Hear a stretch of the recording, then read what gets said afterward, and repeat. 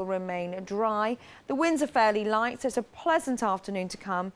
But then later on, we'll see this cloud slowly move across, and we're likely to see a bit of patchy cloud and also some rain move into Northern Ireland as we head through to, I'd say, around 4 or 5 o'clock in the afternoon. And then that starts that wet weather overnight. Temperatures today then, well, in any sunshine, not too bad at all. I'd say is 17 Celsius across Channel Islands. Further north, 13 or 14 if you do catch some sunshine. And then you can see the warmer air is coming in from the west, but it does mean tomorrow is going to be a bit of a washout. So tonight we see that rain coming in. There's some heavy bursts moving across Wales as well as northern England, I'd say by the middle part of the night, hanging on to drier weather across the east there and clearer skies down towards the south across the Channel Islands. And then tomorrow, let's have a look and see what's happening. Well, the rain moves across, as you can see here. That means brighter skies from the west, but we'll see some heavy bursts, perhaps even up to 2 inches of rain across England and Wales and southern Scotland, brighter skies to the north, and then it's looking much better on Wednesday. In fact, Thursday into Friday, we'll see some very warm air come up with also some sunshine. Here's your summary. Find out what's in store for the next 5 days on our website, gm.tv.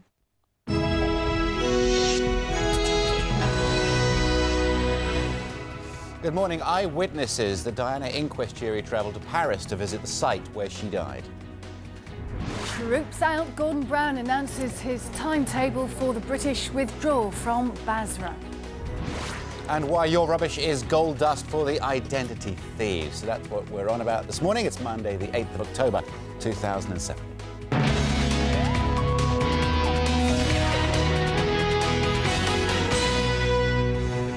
And a good morning to you. You're watching Gmtv today. Almost 7 o'clock is the time. Yes, and it's Monday morning, and we're live to Paris this morning with Elaine Wilcox as the Princess Diana inquest jury prepares to visit the site where she died.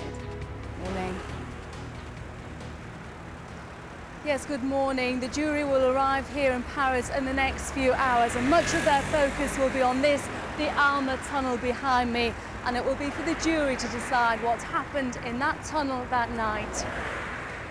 Thank you very much indeed. We'll be talking about phobic Britain this morning. 1 in 8 of us suffer from a phobia, but a phobic's being let down by the NHS. What can they do to handle their phobias better? Who's that handsome gentleman sitting alongside Michelle Pfeiffer? Just a quarter of an hour with Michelle in a hotel room in central London. Memorable. Very good. Look at him. Who does he think he is? We're having a lovely time. Me and Michelle, like that. You, me. She's nice. She looks like my mother-in-law. But her forehead didn't move. Does your mother-in-law's forehead move? Yes, it does. Yeah, she can emote. Yeah. And everything. I didn't tell Michelle about my mother-in-law, but my mother-in-law is rather beautiful. Yeah, your mother. I've met your mother-in-law. It's true, isn't it? She is rather beautiful. So that was a compliment. It really All was. Right. 7 o'clock now. Let's get the news from Penny. Our top story at 7 o'clock. Good morning.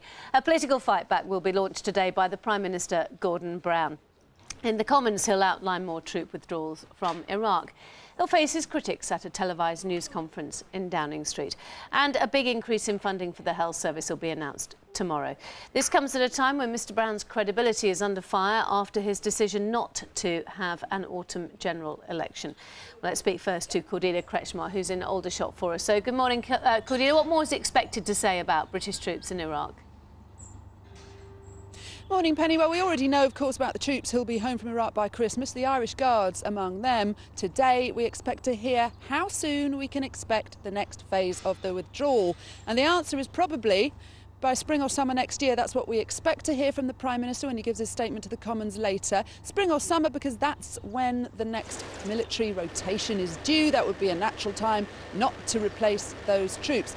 Some numbers being bandied around this morning in the newspapers. We are widely expecting that between now and next summer, the number of British troops in Basra will be halved to around 3,000. Now that makes sense because that's the minimum number of troops that military experts believe could safely stay in Basra at any one time. We're also expecting something else from the Prime Minister today, asylum for Iraqi interpreters that have been working with the British Army in Basra after a number of them were killed, in fact, by insurgents in revenge for helping the British Army. Only right and natural then, we're expecting the Prime Minister to say, if we bring them over here to keep them safe. So we're expecting kind of comprehensive vision of Gordon Brown's Iraq in the future today, a chance for him to regain the high ground on Iraq. Cordelia, thank you very much. Well, we cross now to Downing Street and Gloria De Piero. Gloria, how is this Gordon Brown fight back going to happen? Well, the plan is just to get on with the job. So he'll have a press conference at noon. He'll make that statement on Iraq to the Commons this afternoon. And then tomorrow we'll announce how much the government will spend over the next 3 years on things like our schools and hospitals. But the Tories will undoubtedly continue to taunt him because there is now a question mark over his judgment. This whole election speculation was not created by the media. Political journalists, including myself, were briefed by cabinet ministers and advisers that the autumn election was a real possibility, and that in part was to destabilise the Tory party. That backfired. It had the perverse effect of uniting the Tories. It got them to announce some popular policies, to ditch some of their more eccentric policies, which then led to an opinion poll bounce, forcing Gordon Brown into an embarrassing climb down. Now, Penny, can Gordon Brown recover from this? Yes, he probably can. But on the day that Westminster returns to get down to business, the Tory party is in very high spirits. Why? Because of a spectacular own goal performed by Gordon Brown. Gloria, thank you very much. A new 48-hour postal strike is underway in the dispute over pay, jobs and pensions. A massive backlog of 100 million letters and parcels has built up. Rachel Harrison is outside a sorting office in Wigan. Rachel. Yes, Penny, well, more disruption again this week. Talks last night stopped at 10 p.m. and the strike started at 3 a.m. The Communication Workers Union say they have 95% of their workforce out on strike at the moment. Joining me now is one of the representatives, Carl Webb. There are some very unhappy customers here this morning, not just residential but businesses, because this has affected their business now for at least a week. Well, what would you say to that? Well, to be fair, if we don't win this dispute, then Royal Mail will push ahead with their plans with the so-called modernisation, which will be less collections, later deliveries, maybe even zonal pricing. So, we have to win this dispute, not only for our members, but the future of Royal Mail. But Royal Mail said we won't get deliveries back until at least Thursday due to the backlog. You've deliberately put these strikes kind of back-to-back, end of last week and the beginning of this week, to cause maximum disruption to the customer. Not to the customer. What we want to do is to raise the profile of the dispute and raise the profile of the campaign that we're waging with Royal Mail, to make sure that we continue to provide a service to the public. Now, this hasn't been resolved, so what can we expect in the future? Well, our union is always available for talks, and in fact talks are going to start this morning again. So what we're hoping to do is get a negotiated settlement, and that's the key. It's got to be a negotiated settlement, not imposition. But if that doesn't happen, we're going to see more... You'll be looking at more rolling industrial strikes. OK, thanks very much for joining me this morning, and I can tell you that the Royal Mail have lost roughly around £50 million from the strikes today and from last week, so this could have a huge impact on them if these strikes continue. Rachel, thanks very much. Jurors at the inquest into the death of Princess Diana and Dodi Fayed will retrace their final journey today. They'll visit the Alma underpass in Paris, where the fatal crash happened 10 years ago. Elaine Wilcox is there for us. Elaine. Yes, good morning. The jury, 6 women and 5 men, and the coroner will arrive here in Paris in the next few hours. Now, much of their attention will focus on the Alma underpass behind me.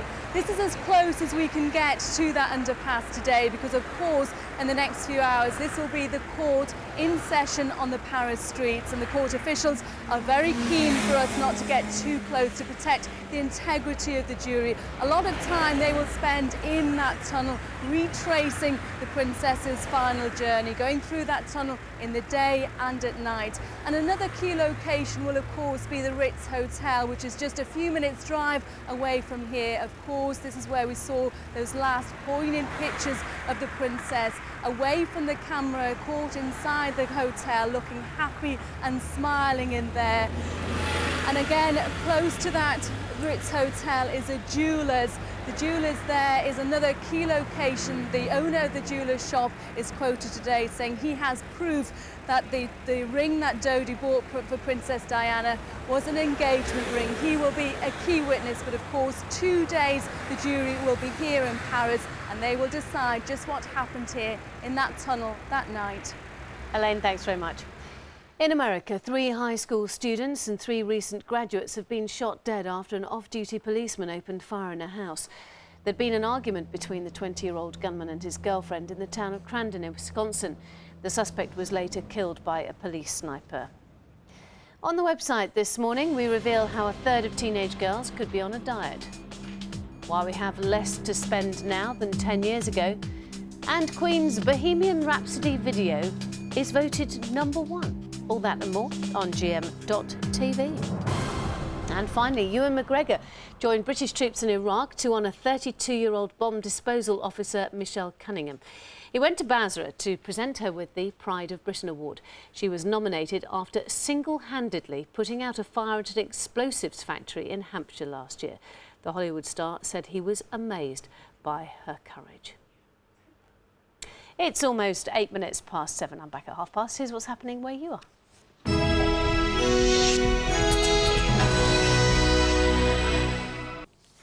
Thanks, Penny. Good morning. The main stories here in the northwest. The bitter battle over the cost of policing football matches at Wigan Athletics Stadium will go to the High Court this morning. The club is taking Greater Manchester Police to court over what it claims are extortionate charges.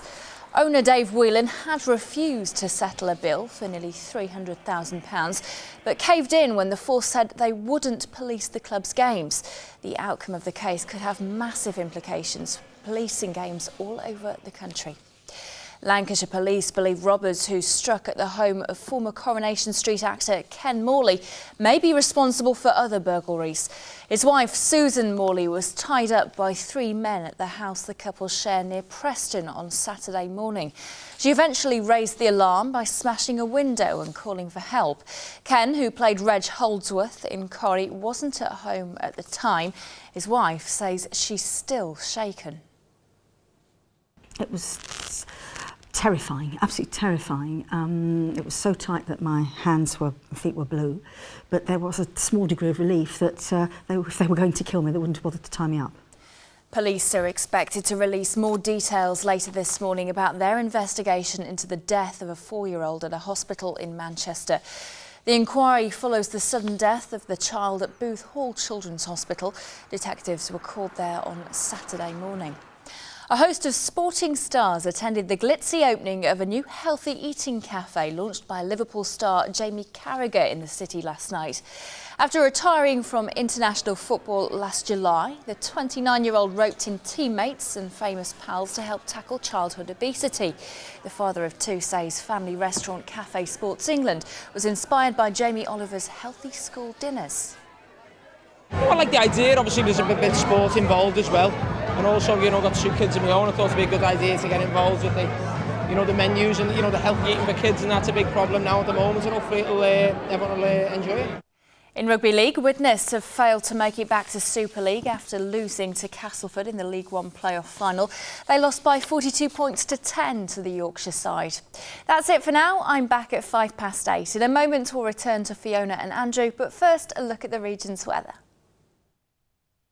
Forecast gorgeous hair with Pantene Time Renewal, sponsors of Gmtv Weather. Early mistiness will clear to leave a fairly cloudy morning with the odd light shower in places. A few bright or sunny intervals are in store for the afternoon, with highs around 15 degrees Celsius, 59 degrees Fahrenheit.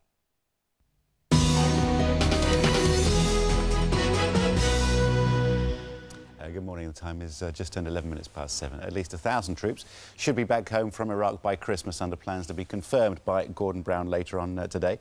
Families back here will be hoping for an indication as to when all British troops will be out of Iraq, of course, and many feel their sons and daughters should never have been there in the first place, as Gargi Patel reports.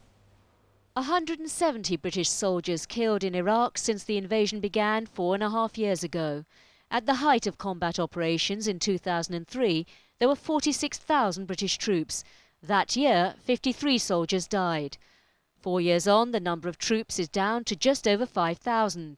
But there have been almost as many deaths so far this year, with 43 soldiers killed. Although Gordon Brown has promised to bring home 1,000 troops by Christmas, their families fear they won't be here to stay. He went to Iraq end of April, and he's coming back in about 6 weeks, and then they've got another tour in Afghanistan end of 2008, 2009 I think. So they're bringing them back but sending them to Afghanistan instead. Philip Hewitt was one of those who died in action. He served in Basra and Baghdad. He was killed in 2005 by a roadside bomb. His mother waited 18 months for an inquest into his death and believes her son's life was wasted. Like many, she believes the withdrawal of troops can't come soon enough. And Philip's mother, Sue Smith, here now, along with Lieutenant Colonel Chris Parker, who served in Iraq at the same time. And a very good morning to both. You must, well, really feel for all the parents of those who have sons and daughters serving out there now. What a worrying time, still. Well, it is, because you never think it's going to happen to you. You never think you're going to get that knock on the door. What happened? Well, I was actually at work and heard it on the radio that 3 soldiers from the Staffordshire Regiment had been killed by a roadside bomb in Alamara. And I just knew. And then the MOD, the visiting officer, actually went to my father's by mistake. So my father had to phone me at work and tell me. Obviously, there was an inquest, as there always is, but you had to wait quite some time. Yes, 18 months for the inquest. And you asked why? Yes, every time I phoned the coroner, it was they were waiting for something from the MOD. And there's one coroner, isn't there? There isn't now, but at the time they'd just assigned new coroners to deal with the backlog. Yeah. What did you think when you saw Mr. Brown in Iraq on Tuesday? I don't trust anything they say, to be perfectly honest with you. I mean, every time that there's a bit of a downer on the government, they go to Iraq and try and make it better for themselves. But, you know, the damage is done as far as I'm concerned. Let's talk to Lieutenant Colonel Chris Parker, beg your pardon, Chris. It's good for troops, isn't it, when the dignitaries, politicians who send them into battle, they actually go there and are seen there. Does it help? It can do. I think it's important that they should go and see the risks and the frontline issues that are going on. But it's always, I think soldiers especially and politicians are never a particularly natural mix, because you've got some people who do a particularly difficult job for the nation, for the Queen and country, and then you've got some people who are perhaps serving slightly different agendas sometimes. It's a very difficult dynamic. Is it right for the troops to come out now? My personal view, I think we should come out when the job has been done, because my view is that we want all of these sacrifices not to have been in vain. We must sort of do that job. That's a hugely difficult ask to a lot of brave boys and girls and parents and people like Sue, because that's an enormous emotional burden which is carried daily by the families. Yeah. Do you think it's time for the troops to come home now, because this announcement is expected today? Well, definitely, because they're not doing any good there. If they go out, they're attacked, and if they don't go out, they're fighting amongst each other. So, personally, I think they're safer back here, because there's nothing else we can do there. Some people say the rate of civilian casualties and military casualties is going down, Chris, and that is a reason, it shows that things are going better over there. I know the Americans are still pretty much at full force over there and sending more and more troops all the time. But there were still 884 civilian deaths just in September alone. So how could it possibly be that what we're doing there is working? It's really difficult, isn't it? It's really difficult to have a metrication to say there's some sort of level which we can judge the whole thing by. But the problem is you can't judge incidents in London or Liverpool or Birmingham or Scotland by last Friday night's crime figures. It's got to be over a period of time, and it's very important, I think, people understand that there is a trend towards stability, which is what we're all trying to achieve. And actually, I think a lot of people have been surprised how well it's gone in Basra, certainly where we all serve, most of us, in the last few weeks since the British did pull out. So things perhaps are getting a bit better. Do you think Phil died for nothing? That's how I feel. They moved out of Alamara and the insurgency moved back in, so what was it all for? Yeah. Well, perhaps we'll find out a little bit more today about some troops coming home. That's great news for them and their families, of course, and perhaps they won't have to suffer as you have. But thanks ever so much for coming and talking to us, Sue. Chris, thanks ever so much indeed. 16 minutes past 7 is the time now. Here are the headlines you're waking up to on this Monday morning. A new 48-hour postal strike is underway in a dispute over pay, jobs and pensions. Marathon peace talks broke down last night. And jurors at the inquest into the death of Princess Diana and Dodi Fayed are to visit the underpass in Paris, where the crash happened 10 years ago. The weather, lots of cloud around, some sunny spells though later on for most places. Central and northern areas apparently could have some scattered showers. Talking about identity theft this morning, find out how easy it is to have your identity stolen in the next half an hour. And we'll be finding out what the future holds for 15-year-old Dominic Harris, bless him, after he was booted out of the X Factor boot camp. And we'll talk about the quest for eternal youth this morning with Michelle Pfeiffer. It's not easy, I think, on women all over, not just Hollywood. I think there really is such an increasing obsession with youth, and it is kind of scary to see the lengths that women are going to. She goes to one or two lengths herself. Exactly. That's the thing, isn't it? But she's very nice. Yeah. But, you know. She'd have been nicer if her forehead sort of moved a bit, so you'd know what she was thinking. Anyway, we've got some advice now from Reveal magazine's Aisling McCloy. This is very important to me. Okay. Warming up your wardrobe. What does that mean? Don't know. We'll find out. This season is all about a strong, sexy silhouette. So bin those baggy summer frocks. 40s glamour is where it's at. Sick of skinnies? This season's trousers are long and wide and super flattering on every figure. So if you're on the curvier side, they're great because they balance you out. But if you're slim and tall, why not give those high-waisters a go? And no matter what your shape, shirt dresses will suit just about everyone. But whatever you wear, pinch your waist in with a super sexy belt. Because this season is all about tailoring. And if you're petite or straight up and down, the pussy bow blouses are a must for adding gorgeous feminine curves. While full skirts will balance out a more pear-shaped figure. And if you're fusty, stick to low-cut tops to avoid looking top-heavy. Stylish Autumn, brought to you by Evans. You'll love what you see.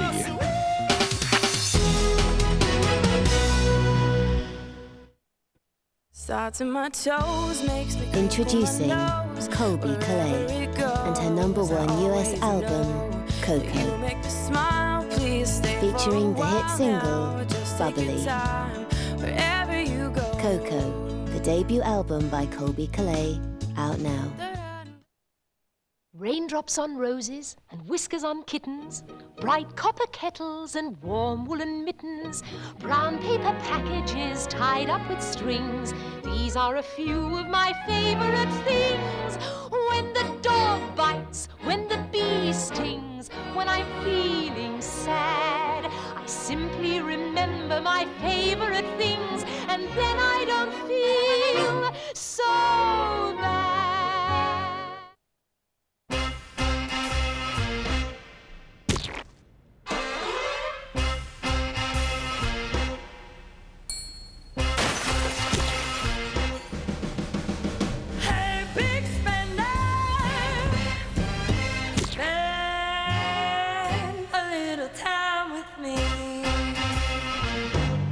Get down to your nearest bingo club now. Bingo's biggest ever jackpot has arrived. Oh, it's a big one. It's going to be tough cleaning that lot. Nah, let's watch the footy, eh? Down the wing, down the wing. Half time. Go on, let's get moving. Hang on. I've made a tactical substitution. Flash with flash guard. It helps stop the dirt sticking. They think it's all over. It isn't now. Thought you two be watching the football. Oh, is it on? Come on! Build your National Geographic collection with a free wildlife DVD on offer every day for the next 2 weeks, only with the Daily Telegraph. New from JML, the Pest Shield. It creates a digital force field which helps drive away mice, rats and cockroaches from your home. Pests can be a nightmare. Now you can avoid using toxic chemicals or expensive contractors. The Pest Shield works within your walls to help protect your home, unlike sonar units which can be blocked by furniture. Plug in the Pest Shield for peace of mind in your home. Get yours now for only $19.99 at Woolworths, Focus, Pan Stretcher, Wilkinson and Robert Dyas. What's my secret to looking this good? Sparkling eyes, great hair, firm physique. My secret is simple. It's the added real meat chunks in Butcher's Superior that give the extra luxury to the already delicious recipes from Butcher's. Oh, that's embarrassing. Right in the mush. New Butcher's Superior, because I deserve it. Michael Bublé is back with his wonderful new album featuring everything and the brand new single Lost. Now with a bonus disc, including Michael's classic, Home. Michael Bublé, out now.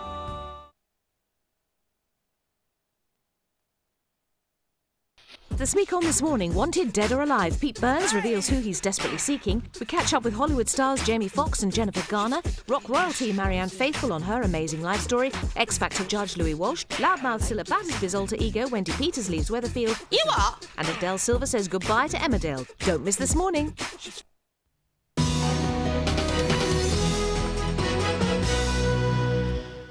Michelle Pfeiffer, Nice. Nice. I was very pleased. She was in Hairspray recently, wasn't she? Yeah, No, Velma no. von Tussle in that. Okay. And she's been away for 5 or 6 years, but she's Yeah. back now. And she's got a new film. Nasty streak in this, bit of an epic. It's called Stardust. See what you think. Michelle, the evil 5,000-year-old murderess. What attracted you to the role in the first place?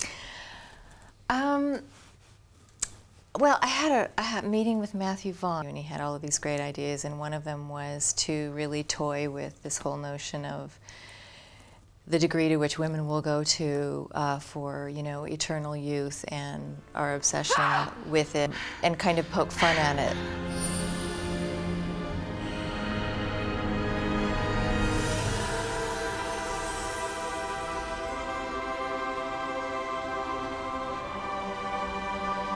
Your makeup in it is extraordinary. Isn't it lovely? How long, for the longest day of shooting, how long did it take for the makeup to be done? Because it was... The longest day was probably 6 hours. Oh, you've got to sit there for 6 hours. And my first day of shooting, it took so long in the makeup chair that literally by the time I was finished, they rushed me out to the set. The sun was going down. I had about 7 minutes to do the scene.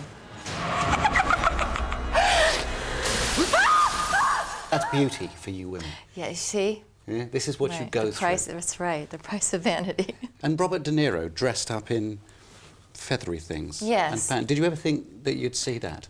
No, no. In fact, it was really one of the selling points. Yeah. I couldn't wait to see him. And what about Ricky Gervais? Finally, somebody manages to silence Ricky. Congratulations. Thank you very much. You'd better be telling the truth, you two-faced dog. I can get you one of them, actually. Very good guard dogs. They can watch the back and the front door at the same time. Enough. And you do it with this green finger thing of yours. Yeah. Wouldn't that be nice in real life? Wouldn't that be nice? What would you do? If you had the power? Oh, I don't know. I'd have to think about that. Think about how many times the children would have been punished with the green. No, I don't think I'd use it on my children. How are they? I'd use it on a few grown-ups that I know, though. You've taken a bit of a break from the movie industry and the big roles that you can command to be a full-time mum. What's it like to be back? I've been doing the mothering thing full-on since they were born. And I didn't really decide to, you know, exit Hollywood. I just, subconsciously, I wanted to take some time off. I've been working since I was really young and non-stop. And your 2 teenage children, do you manage to keep them away from the nonsense side of the business? I've managed to keep them.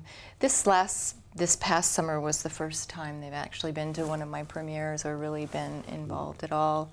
I mean, what they've loved most about my work is the craft service, which actually you don't have here. It's just a huge table piled with junk food and so they can nosebag that. Yeah, and that's all they really cared about. Yeah. They were actually, that was the one thing they were disappointed about coming here, is where's the craft service? No cafeteria-style food. No, where are the donuts? Listen, Michelle, you've had 2 movies back-to-back. Hairspray was fantastic. Thank you. And what a different role, Velma. Yeah. Opposite It's hard to really say which one is more evil. Wow, Mrs. Turnblad.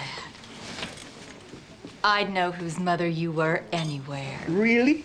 Maybe you can come back to it with renewed energy, can't you? I think and so. with a sense of perspective. I mean, it's a different phase now. Still a siren. I'm having a lot more fun, I think, than I ever have. Nice. Nice. Nice. You know, because those interviews are often stupid, aren't they? Yeah. In the hotel, you can't really get anywhere, but she was very giving. She was very giving, wasn't she? Yeah, it would have been better to have been on a stool at a bar having a gin and nice tonic or having something, a something drink or civilised, you know something. what I mean? Yeah. Olives. Was there a damp patch on the floor after? No, where your tongue, because your tongue was out, wasn't it? Your tongue reached the floor. That's what Penny's just said, that I managed to roll my tongue back into my face. Was it that much of a giveaway that I liked her? Yeah, okay. but I think she liked you too. Good. Anyway, I only said damp because I know Claire's standing by over there with the weather. Yes, well... it's your fault. It is all my fault. In fact, it's Yeah. going to be more than damp tomorrow. It's going to be wet in places. Head to the far north of Scotland, you'll see some sunshine, but the weather's coming in from the west. You can see this swirl of cloud here. Eventually, this is going to be over the UK, and what that means is some very wet weather tomorrow, but it's a very wet blip because by the end of the week, we're seeing some fine and dry weather, and the temperatures are on the up again. Let's take a look. GMTV weather, sponsored by Nestle Cereals. Whole grain for the whole family every morning. So it's a quiet start to the day. We're seeing some thick cloud across southern Scotland and northern England, stretching down towards East Anglia, but to the west country, down towards the south, you're seeing some clear skies and also some sunshine, as well as Northern Ireland. So it's not too bad a start to the day. There'll be one or two places where you could get a little bit wet this morning, but generally speaking, as you can see, it's just cloud with a glimmer of sunshine. So this is the picture this morning, bright skies to the north, as well as to the south. And in fact, through the day, the cloud could break up more or less anywhere. And this swathe of thicker cloud here, giving the odd spot or two of rain, will tend to fizzle out. Now to the west, that's where we see where our weather's coming from. You saw that on the satellite picture, and that's going to bring some outbreaks of rain much later on to Northern Ireland, places such as Fermanagh. But generally speaking, it's going to be a dry afternoon, so I'd say around 4 or 5 o'clock. Elsewhere, a dry afternoon, just a light breeze. And look at this, the sunshine is coming out here, as well as the south. I think it's in the sort of central belt of the country, southern Scotland, northern England, where the cloud could stick. But here, temperatures probably only up to 14 Celsius. Further south, though, 17. That's not too bad. 63 degrees Fahrenheit. Quite chilly across the far north there, but at least though you will be seeing some sunshine with just a light breeze. And then all change tonight, as we can see here, the cloud and the rain comes in, moves in across Northern Ireland as well as Northern England, down towards Wales as well as the West Country. Up towards Scotland, you will see a little bit of rain tomorrow, but the heaviest bursts are likely to be across England and Wales. And then through the afternoon, brighter skies across Northern Ireland and West Wales as well as the West Country. You can see here more in the way of cloud across Scotland, but the heaviest bursts, perhaps even up to 2 inches of rain across Northern England, perhaps even down towards the Midlands. And then all change again on Wednesday as the temperatures slowly rise. And as you can see, if you catch some sunshine, not too bad at all, 15 to 17 degrees Celsius. And this is a picture for the end of the week. Again, high pressure in charge. It means England and Wales mostly fine and dry with some sunshine, always more in the way of cloud across Scotland and Northern Ireland, although some dry interludes as well. Here's your summary. Get a 5-day weather update for your postcode on our website, gm.tv. 7:30 is the time. Let's get the news now. Here's Penny. Thanks very much. Good morning. A political fight back will be launched today by the Prime Minister. Gordon Brown will outline more troop withdrawals from Iraq and faces critics at a news conference in Downing Street. Tomorrow, a big increase in funding for the health service will be announced. Mr Brown has come under intense criticism for his decision not to hold an autumn general election. Another 48-hour postal strike is underway in the dispute over pay jobs and pensions. A massive backlog of 100 million letters and parcels has built up. Jurors at the inquest into the death of Princess Diana and Dodi Fayed will retrace their final journey today. They'll visit the Alma underpass in Paris, where the fatal crash happened 10 years ago. In America, 6 people have been shot dead after an off-duty policeman opened fire in a house. There'd been an argument between the gunman and his girlfriend in Crandon in Wisconsin. The suspect was later killed by a police sniper. Time is 7:31. I'm back at the top of the hour. Here's Fiona. Thank you very much. All right, let's just check the headlines, shall we? Because it looks really as though the honeymoon period is definitely over for Gordon Brown now. Brown fight back begins as aides admit mistakes. Brown faces the music, says the Daily Mail, and always leave it to the Sun to sum it up in wonderful fashion. He's in the Brown stuff, is Gordon Brown. Well, he prepares to face his critics in the Commons today. It's all been prompted, of course, by his decision not to call a general election, which he did this weekend, and also the way he announced troop withdrawals from Iraq. So can he rebuild his reputation? Well, Harriet Harman is here. She, of course, is the Labour deputy leader. It is not good, is it? I mean, this time last week, you're 11 points ahead in the opinion polls. How did you all get it so wrong? Well, I don't think there's really much point looking at opinion polls and judging yourself by that week by week, and I think that they do change during the conference season. But that's how he gauged whether to call the election or not. He had a series of polls and they were not looking good, so he decided not to call an election. No, that isn't why he decided not to call an election. I think there were a number of issues, whether or not people wanted there to be an election. And he'd just become Prime Minister, but not by way of a general election. So I think it was right to consider, should I have a general election and ask people to give me a mandate, or is what people really want is for me to get on being Prime Minister, and then they can judge at a later date when I've actually, shown the changes that I've made. Do you really expect us to believe that, Harriet? Because some of his ministers were briefing from July onwards, telling everyone to expect a general election in November, and he's bottled it because of the polls, basically. No, I think there's no secret, and nor should there have been, that after he'd been dealing with the floods and the terrorism and Northern Rock, then he considered whether to have an election. I think there's nothing wrong with doing that. If you're a new Prime Minister, asking yourself, do people actually want me to ask for a mandate, a new general election, or do they just want me to get on with it? And I think that there are a number of reasons in particular why having an election late on in the year, when it's quite dark, and if people didn't want an election, then it's right not to force one on them. But what's important is, for example, what's going to be happening in the House of Commons today with the statement about Iraq, and listening to what Sue Smith was saying just earlier on.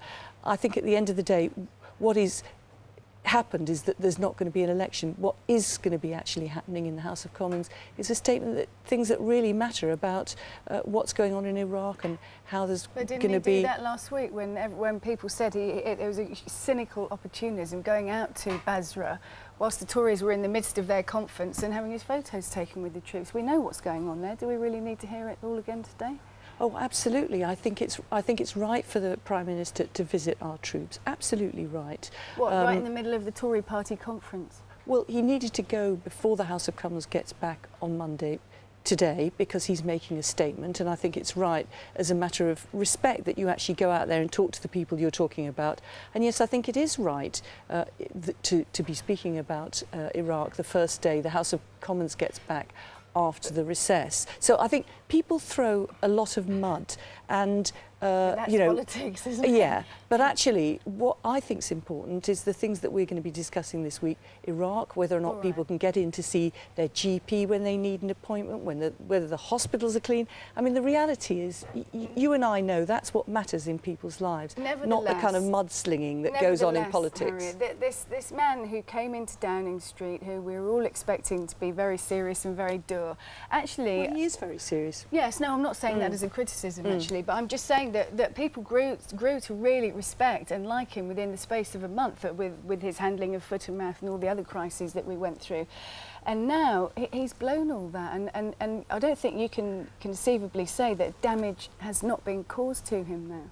Well, certainly a lot of mud's been thrown, but I think that people should have trust and confidence in the Prime Minister, in ensuring that they've got a job to go to because the economy's strong, that there's going to be more housing so people can get their foot on the housing ladder. I think that those are the things that people look to the Prime Minister to do. Being Prime Minister is not about PR, it's actually about running the country properly, and that's what Gordon Brown came into government to do, and that's what he'll be getting on with. If it's not about PR, what was he doing in front of Downing Street with Mrs Thatcher? What was he doing out in Basra with the troops? If PR is not important, that's a very naive thing to say. Well, I think that it was absolutely right for him to go and visit our troops. Absolutely, I would completely defend that. He certainly should go and visit the troops who are putting their lives on the line.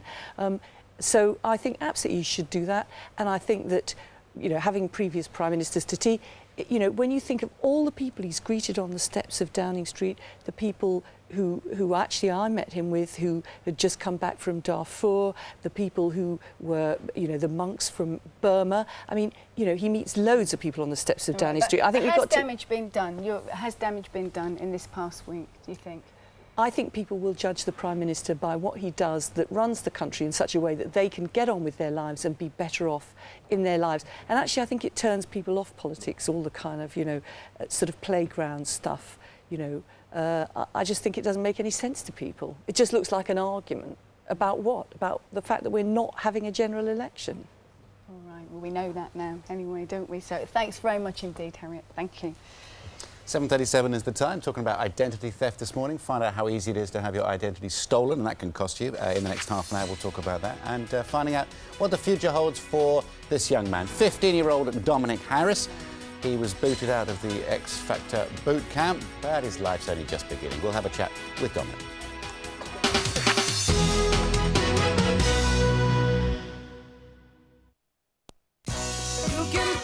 From the best-selling #1 series, we bring you the legendary Stevie Wonder.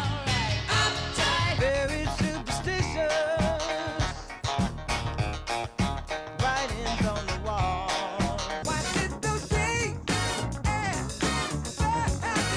I just called to say I love you.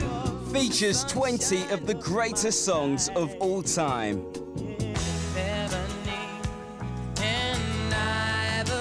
Stevie Wonder, #1's out Monday.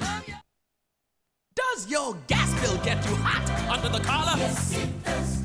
Your electricity bill, a bit of a shock? Yes, it is. So if your energy bills, I'll get to you. I'll tell you what to do.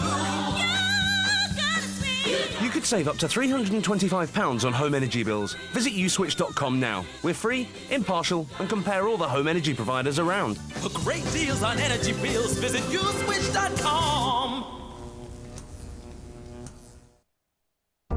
Remember what it feels like to fall in love. You feel special and gorgeous. And sometimes you just can't stop smiling. And sometimes it just feels, well, it just feels delicious. New, beautifully shaped, even smoother Galaxy. Have you fallen for New Galaxy yet?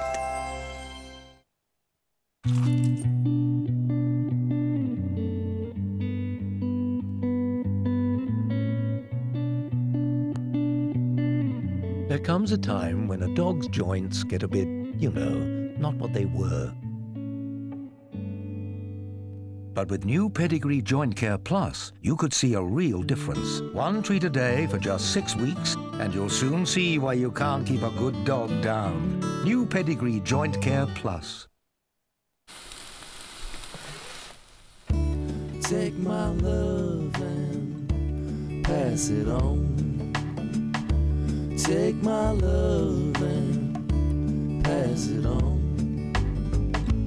From the one hand to the other. Tell your sister, tell your brother. Cathedral City on toast. You see it, you want it.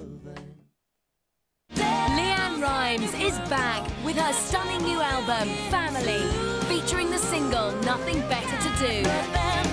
Plus, a duet with Bon Jovi, Till We Ain't Strangers Anymore.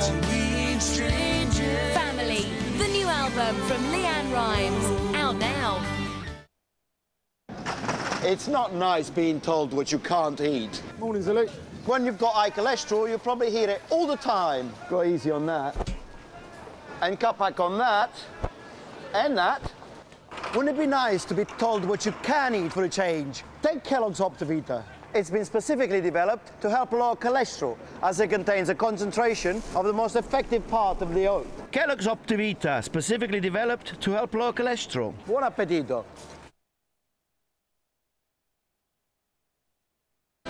From girl next door to one of the world's sexiest pop sirens, Kylie Minogue celebrating an incredible 20 years in showbiz. Out of the charts for 2 years, Kylie's now back with her 40th UK single, looking hotter than ever. GMTV has the world exclusive of her new video.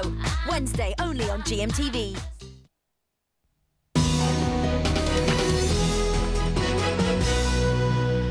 They did something funny with X Factor over the weekend. The results show was on a Sunday night, so I missed it. Yeah, I don't like that. And Strictly Come Dancing as well. Yeah, and they must record that the day before. Yeah. So anyway, that's what they did. So I missed the results show, but there was one young man who found it difficult.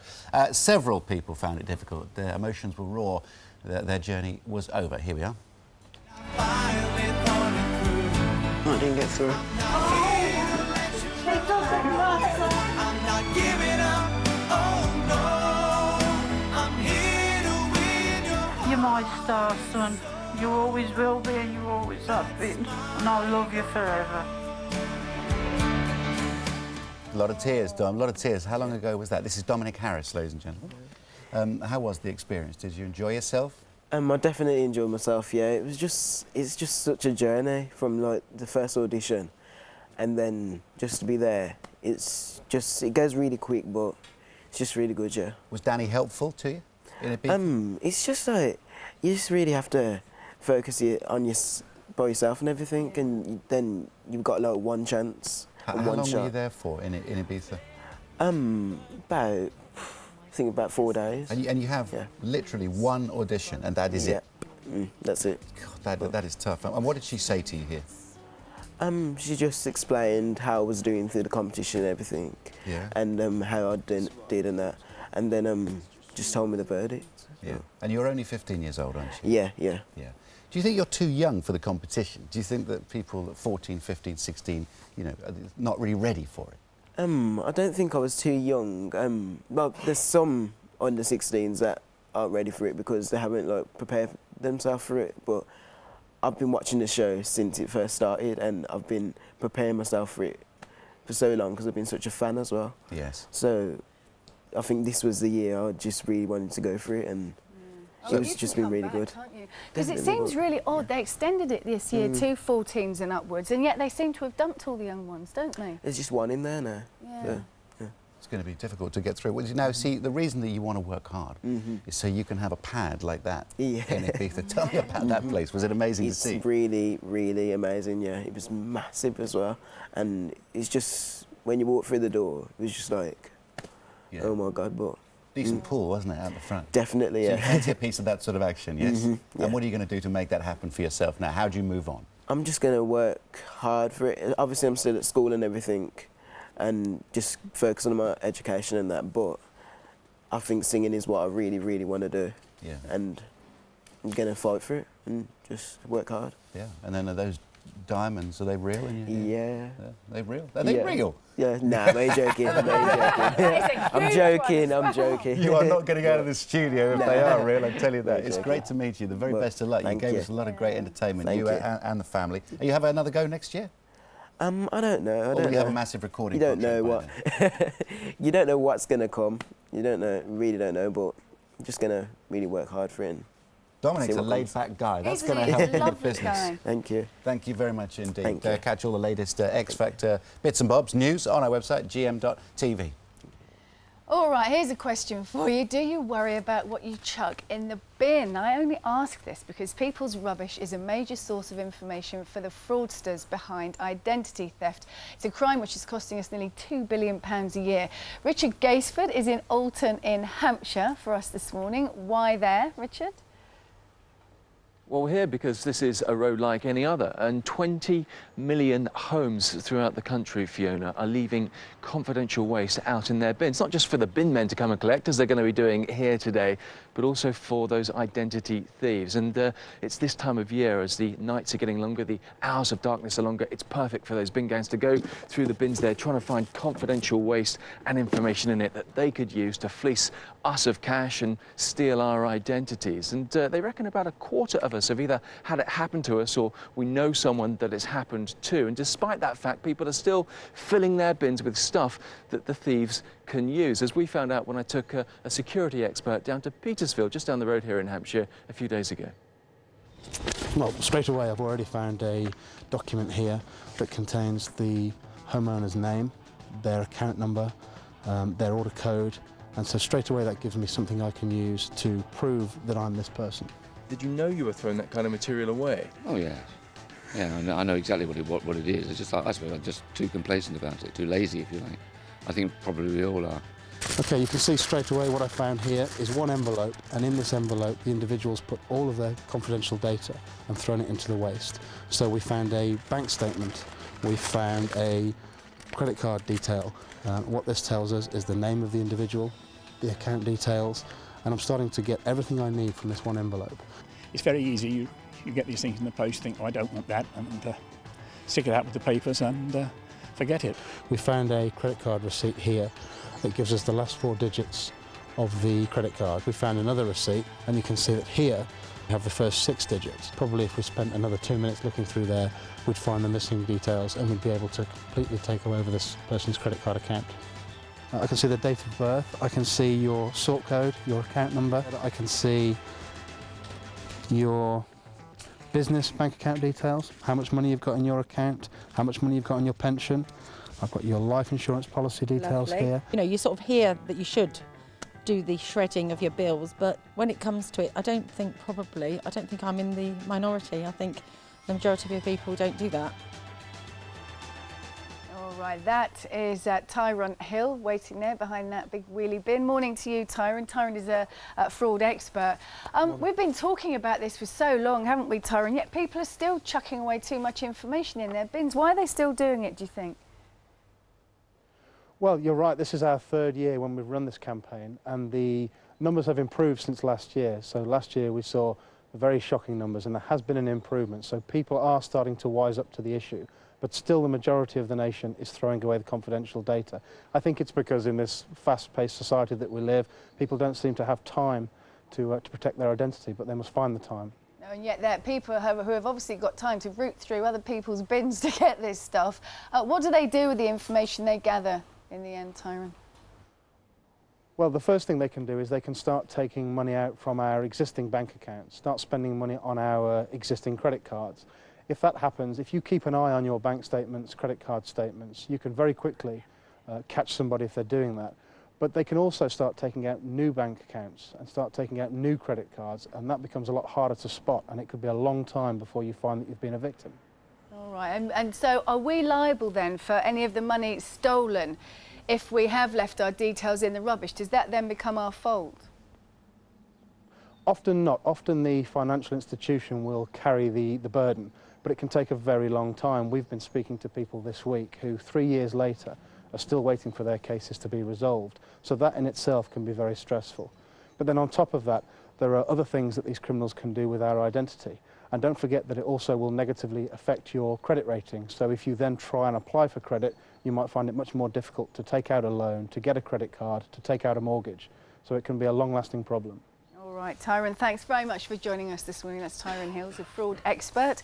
And there's lots of information on how not to be a victim of identity theft on the website. And if you have been a victim, you can tell us your story there on the website too. We'd love to hear from you.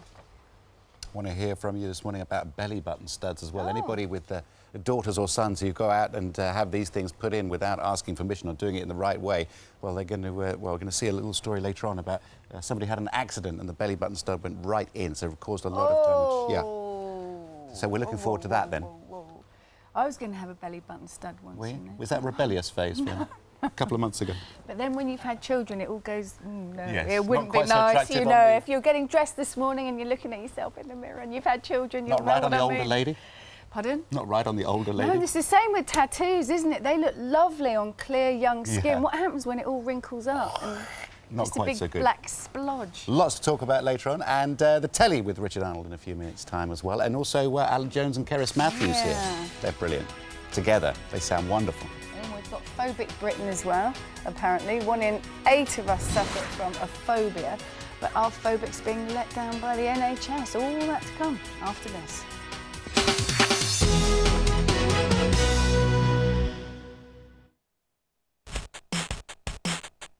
Can we bring Change is the dazzling new album from the Sugar Babes. Featuring the spanking #1 single, About You Now. Sugar Babes, the new album, out now. Relieve teething pain with fast-acting Dentinox teething gel. Effective and fast. Who wants to be a millionaire, as seen on TV? Choose a lifeline. 50-50, phone a friend, ask the audience, or walk away. Is that your final answer? That is the right answer! You've won $1 million! Who wants to be a millionaire? From character.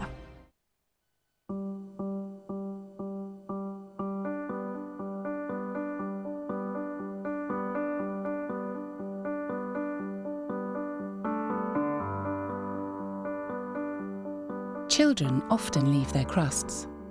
So Hovis created Invisible Crust.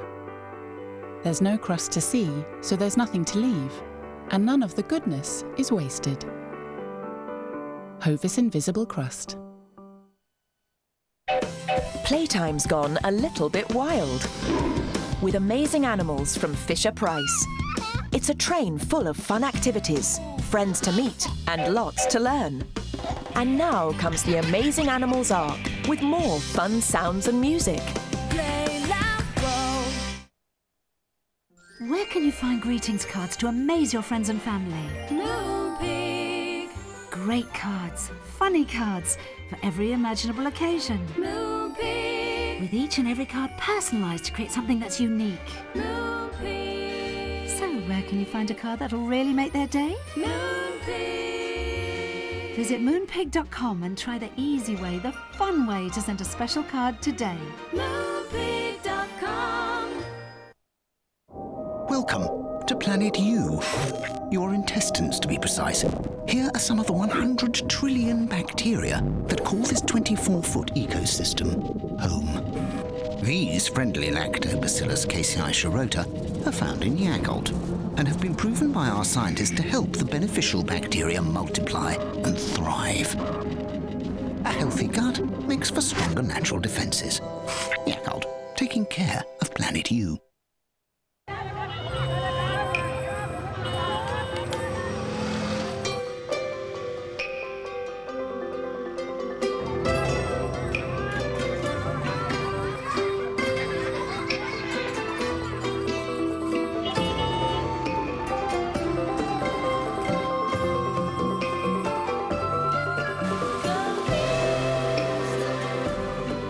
Go east with the new Sherwood's tie range.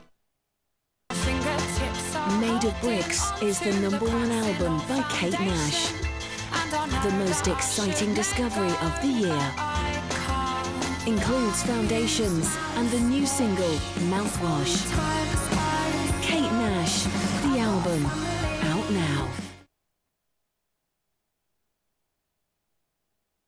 And in this crazy... Join Canadian crooner Michael Bublé tomorrow on Gmtv.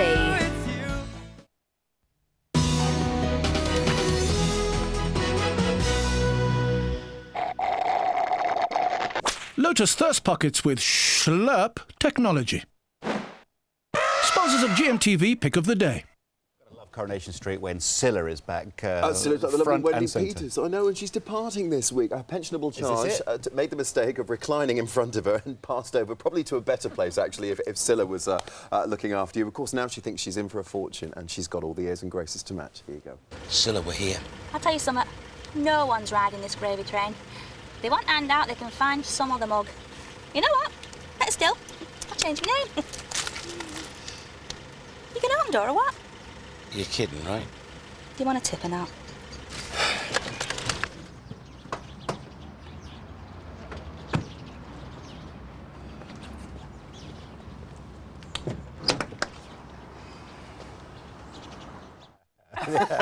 Classy as Me ever. mornings, And there's a Michael, few yeah. surprises when she gets into the solicitor's Absolutely, office. So that's absolutely. great The fun. lovely Wendy Peters. Doc Martin at 9 this o'clock. week.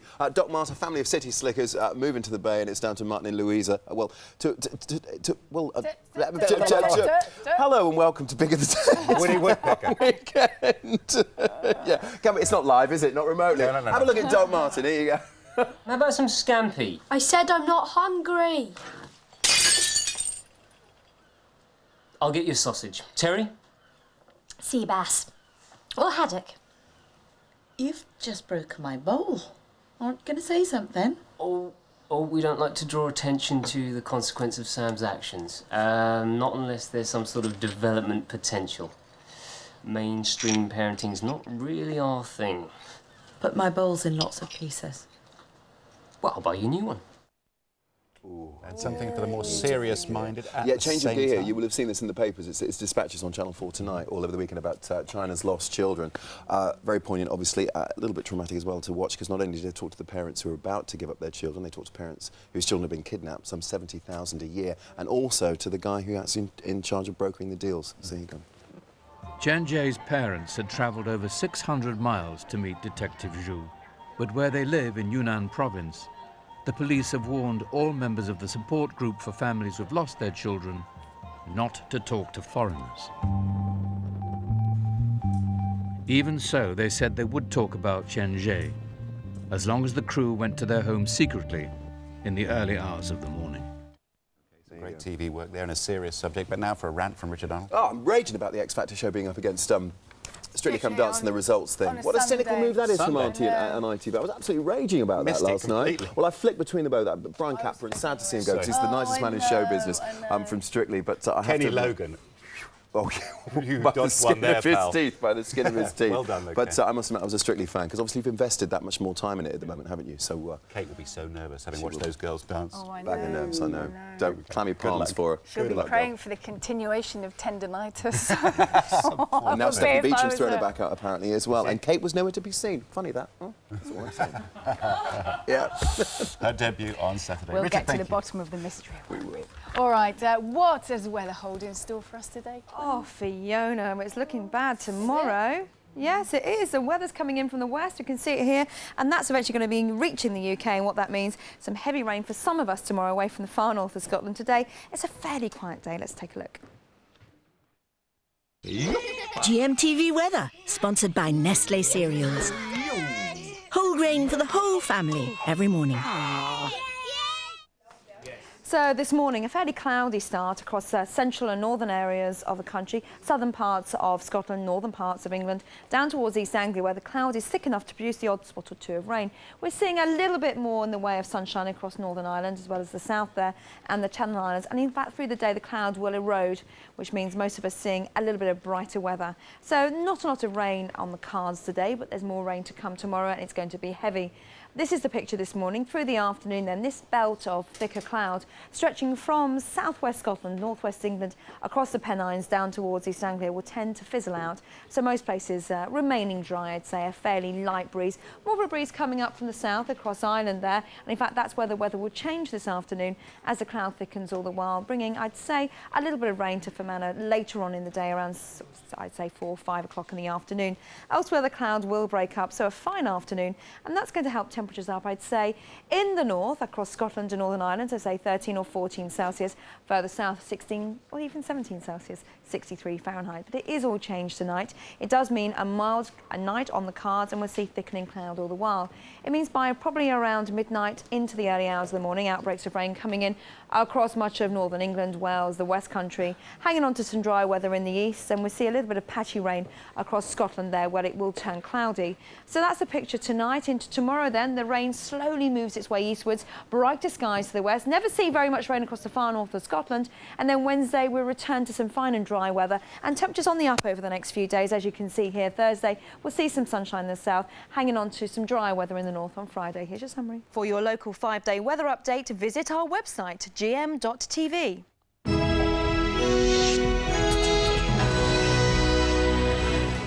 Good morning. The mother who wants doctors to remove the womb of her seriously disabled daughter. Disabled groups say the operation would violate her human rights. Eyewitnesses, the Diana inquest jury travelled to Paris to visit the site where she died.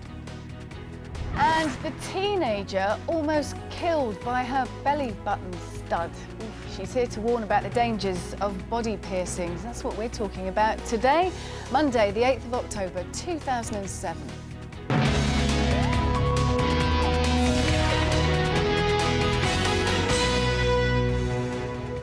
Hello, Monday morning. You're watching GMTV today. OK, it's a tough call, this. A mother convinced she's doing the best for her disabled daughter by having her womb removed. The disability campaigners up in arms over what they see as a violation of the girl's human rights. The mum says it's love. Talking to Alison. A lot of calls in support of mum, actually. Exactly. So Talking to Alison Thorpe, Katie's mum, at 8:30 this morning. Yeah, we're live to Paris too with Elaine Wilcox throughout the morning as the Princess Diana inquest jury prepares to visit the site where she died. And phobic Britain, 1 in 8 of us suffer from a phobia, but our phobic's being let down by the NHS. So there's a question for later on. But for now, here's Penny with the rest of the news. Thanks very much. Good morning. The top story at 8. A political fight back will be launched today by the Prime Minister Gordon Brown. In the Commons, he'll outline more troop withdrawals from Iraq. He'll face his critics at a televised news conference in Downing Street. And a big increase in funding for the health service will be announced tomorrow. It comes at a time when Mr Brown's credibility is under fire after his decision not to go ahead with an autumn general election. Cordelia Kretschmar is in Aldershot for us. Cordelia, what more are you expecting to hear from him today?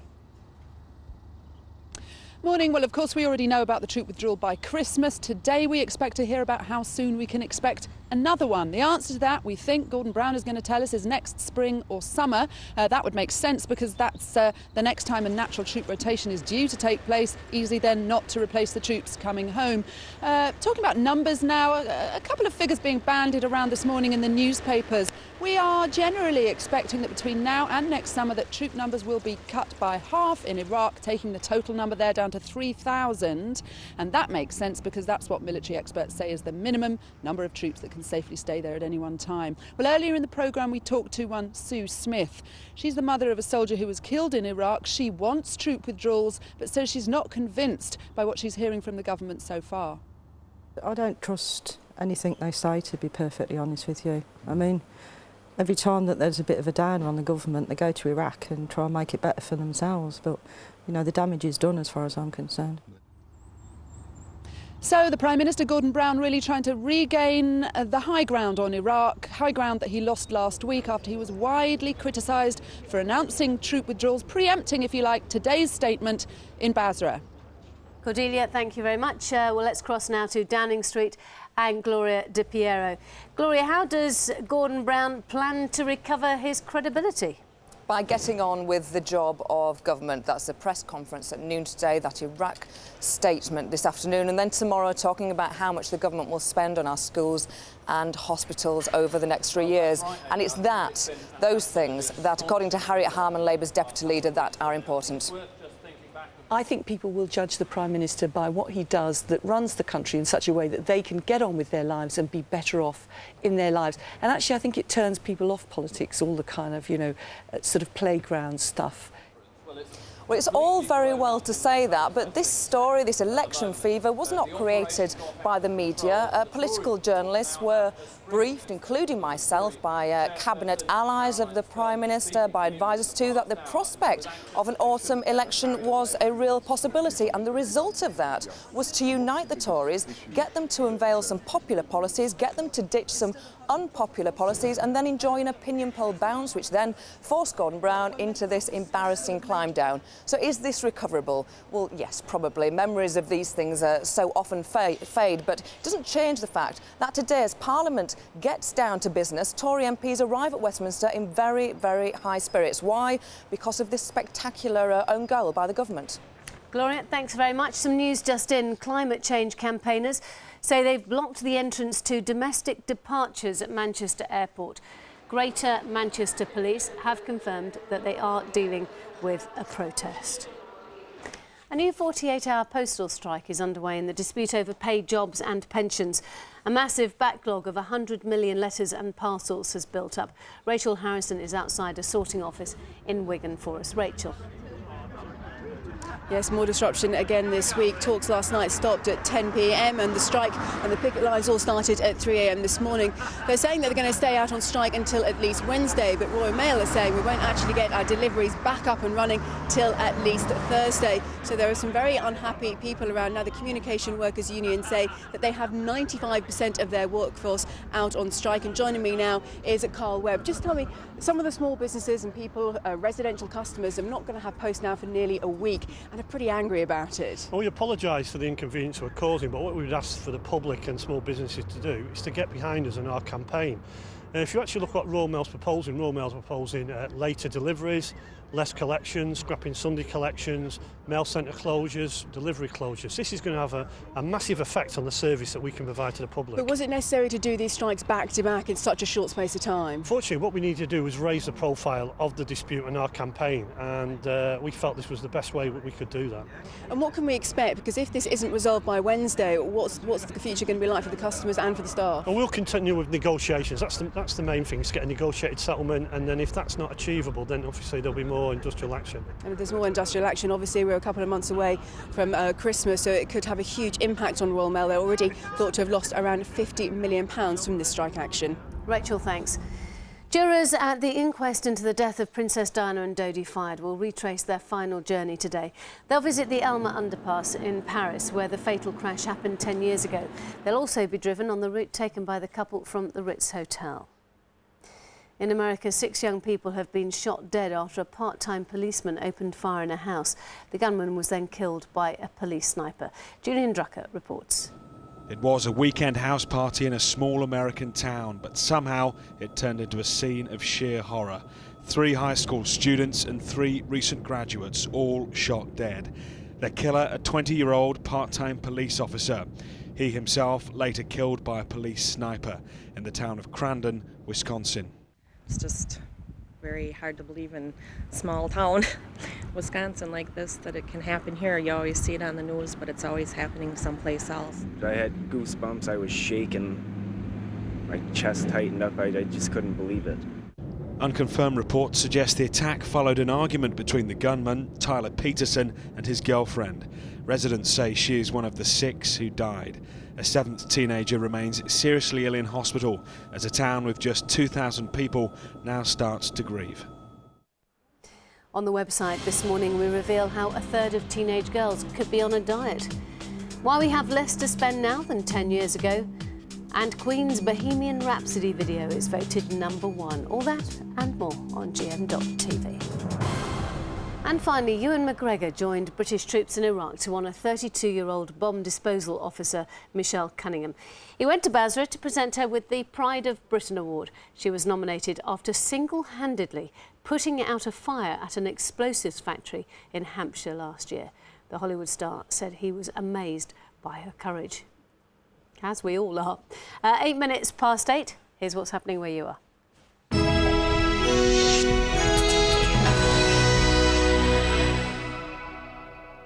Penny, good morning. The main stories here in the northwest. A murder inquiry has begun after a man was stabbed at a house in Tameside. Greater Manchester Police were called to the property on Edward Street on Saturday evening.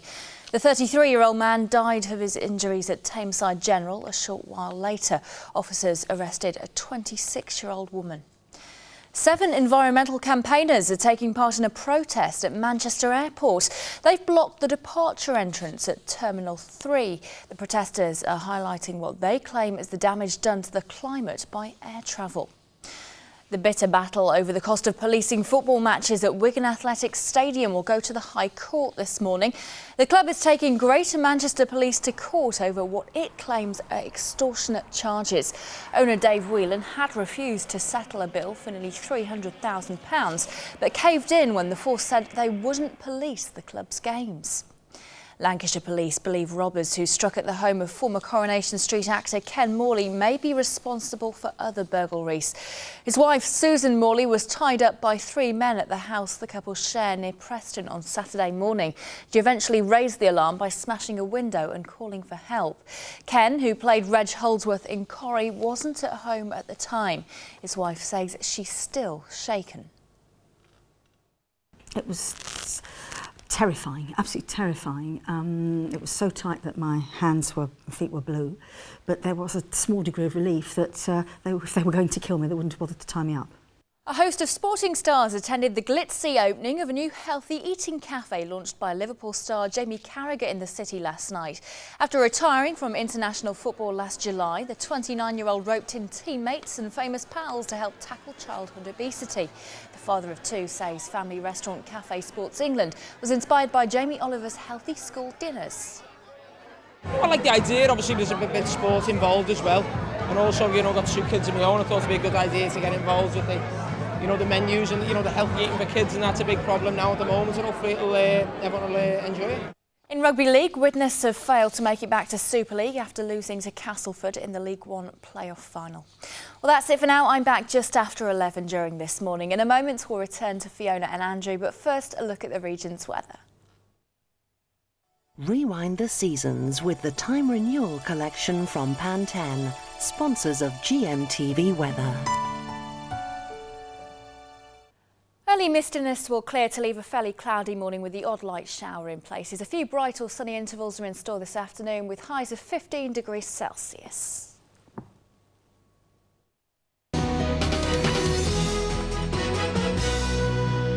Hello again, 11 minutes past 8, Monday morning, and British jurors probing Princess Diana's death are to see for themselves where she died in a high-speed car crash with her lover Dodi Fayed. Today, the jury will meet in Paris to retrace the couple's steps on that fateful day. Elaine Wilcox is in Paris for us this morning. Morning, Elaine. Yes, good morning. The jury, 6 women and 5 men, along with the coroner, will arrive here in Paris in the next few hours. Much of their focus, of course, will be the Alma tunnel behind me, the scene of this crash. Now, this is the closest we can get to the Alma tunnel because, of course, over the next few hours, this will be the court in session here on the streets of Paris. And another key location will be the Ritz Hotel. Last night, we retraced the princess's final journey. It was just before 10 o'clock when Princess Diana and Dodi arrived unexpectedly here at the Ritz. They had to walk through a melee of photographers. They'd abandoned plans to eat at a Paris restaurant because of the intense media interest. Princess Diana was seen walking through those revolving doors, hiding her face from the cameras, and her bodyguard had to hold some of the paparazzi back.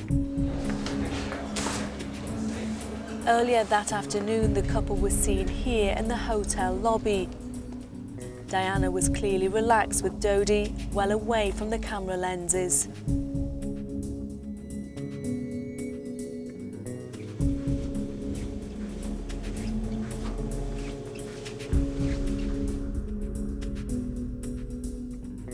This is the private suite where the couple was staying. They were seen here happy and smiling, enjoying their stay away from the cameras.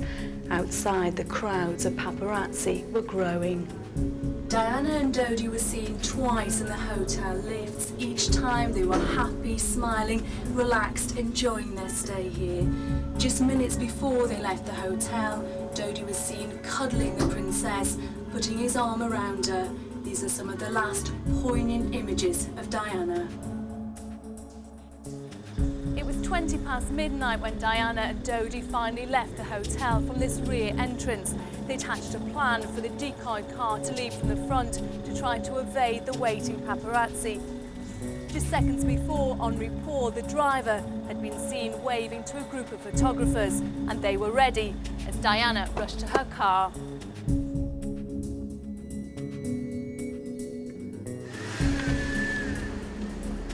Diana was sat behind her bodyguard and no one in the car was wearing a seatbelt. Just seconds into their journey, they were forced to stop at this junction, but the paparazzi had already caught them and they were trying to get those elusive pictures of the couple together. This is the view the driver would have had heading towards the riverbank. They were going to Dodi's apartment just a few minutes away. He told his father he was planning to propose to Diana that night. During the short journey, Diana is seen on camera looking behind, watching the paparazzi in hot pursuit. They go through this, the Alexandra tunnel, without any problems. But just before the entrance to the Alma tunnel, there's an exit, the most direct route to Dodi's apartment, but the driver didn't take it. Was he going too fast? Or was his route blocked by the white Fiat car? There are still many questions here. And this is their final moments. As you enter the Alma tunnel, the road swerves and dips, and it's at this point the car hits the curb and crashes into the 13th pillar.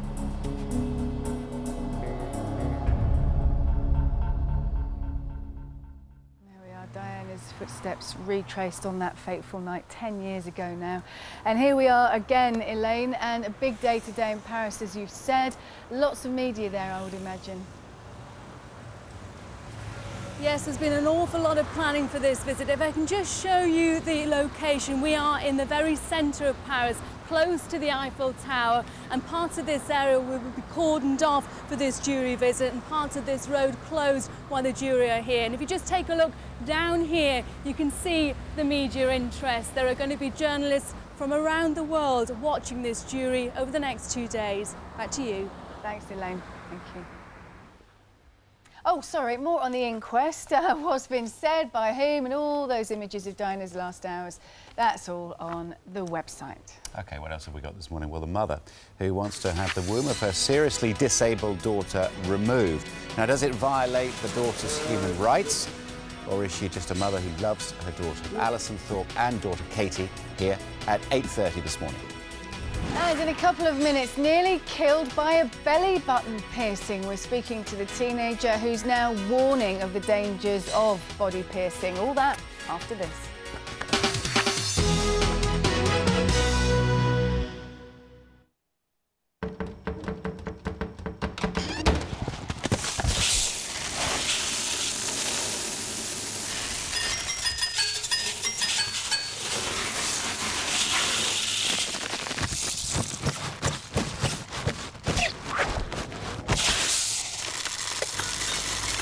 Nothing can come between Cocoa Pops and milk. Cocoa Pops and milk make a bowl full of fun. Complete Clapton. For the first time ever. An album that spans Eric Clapton's entire career. In a white room with black curtains near the station. Including songs from Cream and Derek and the Dominoes. Got me on my knees, if you wanna hang out, you got to take her out. And I can change the world if I saw you in heaven. Eric Clapton, a British music legend. And I say yes, you look The album, out now.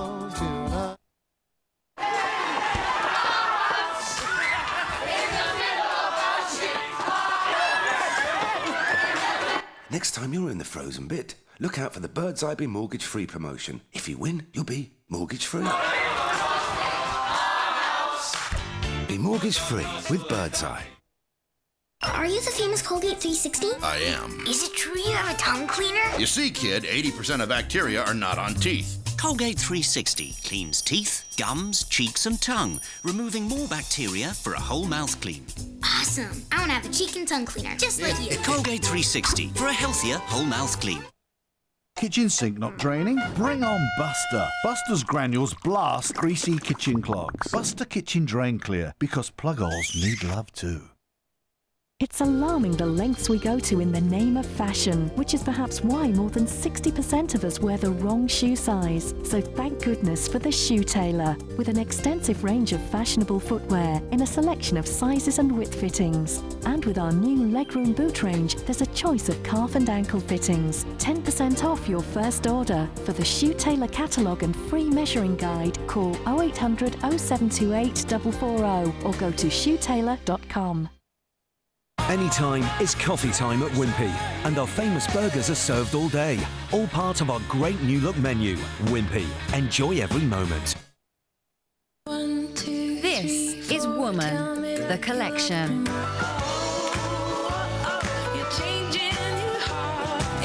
40 of the best female artists on one double album.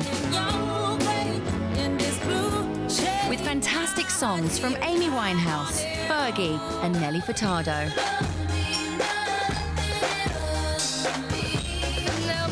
Woman, the collection, out now.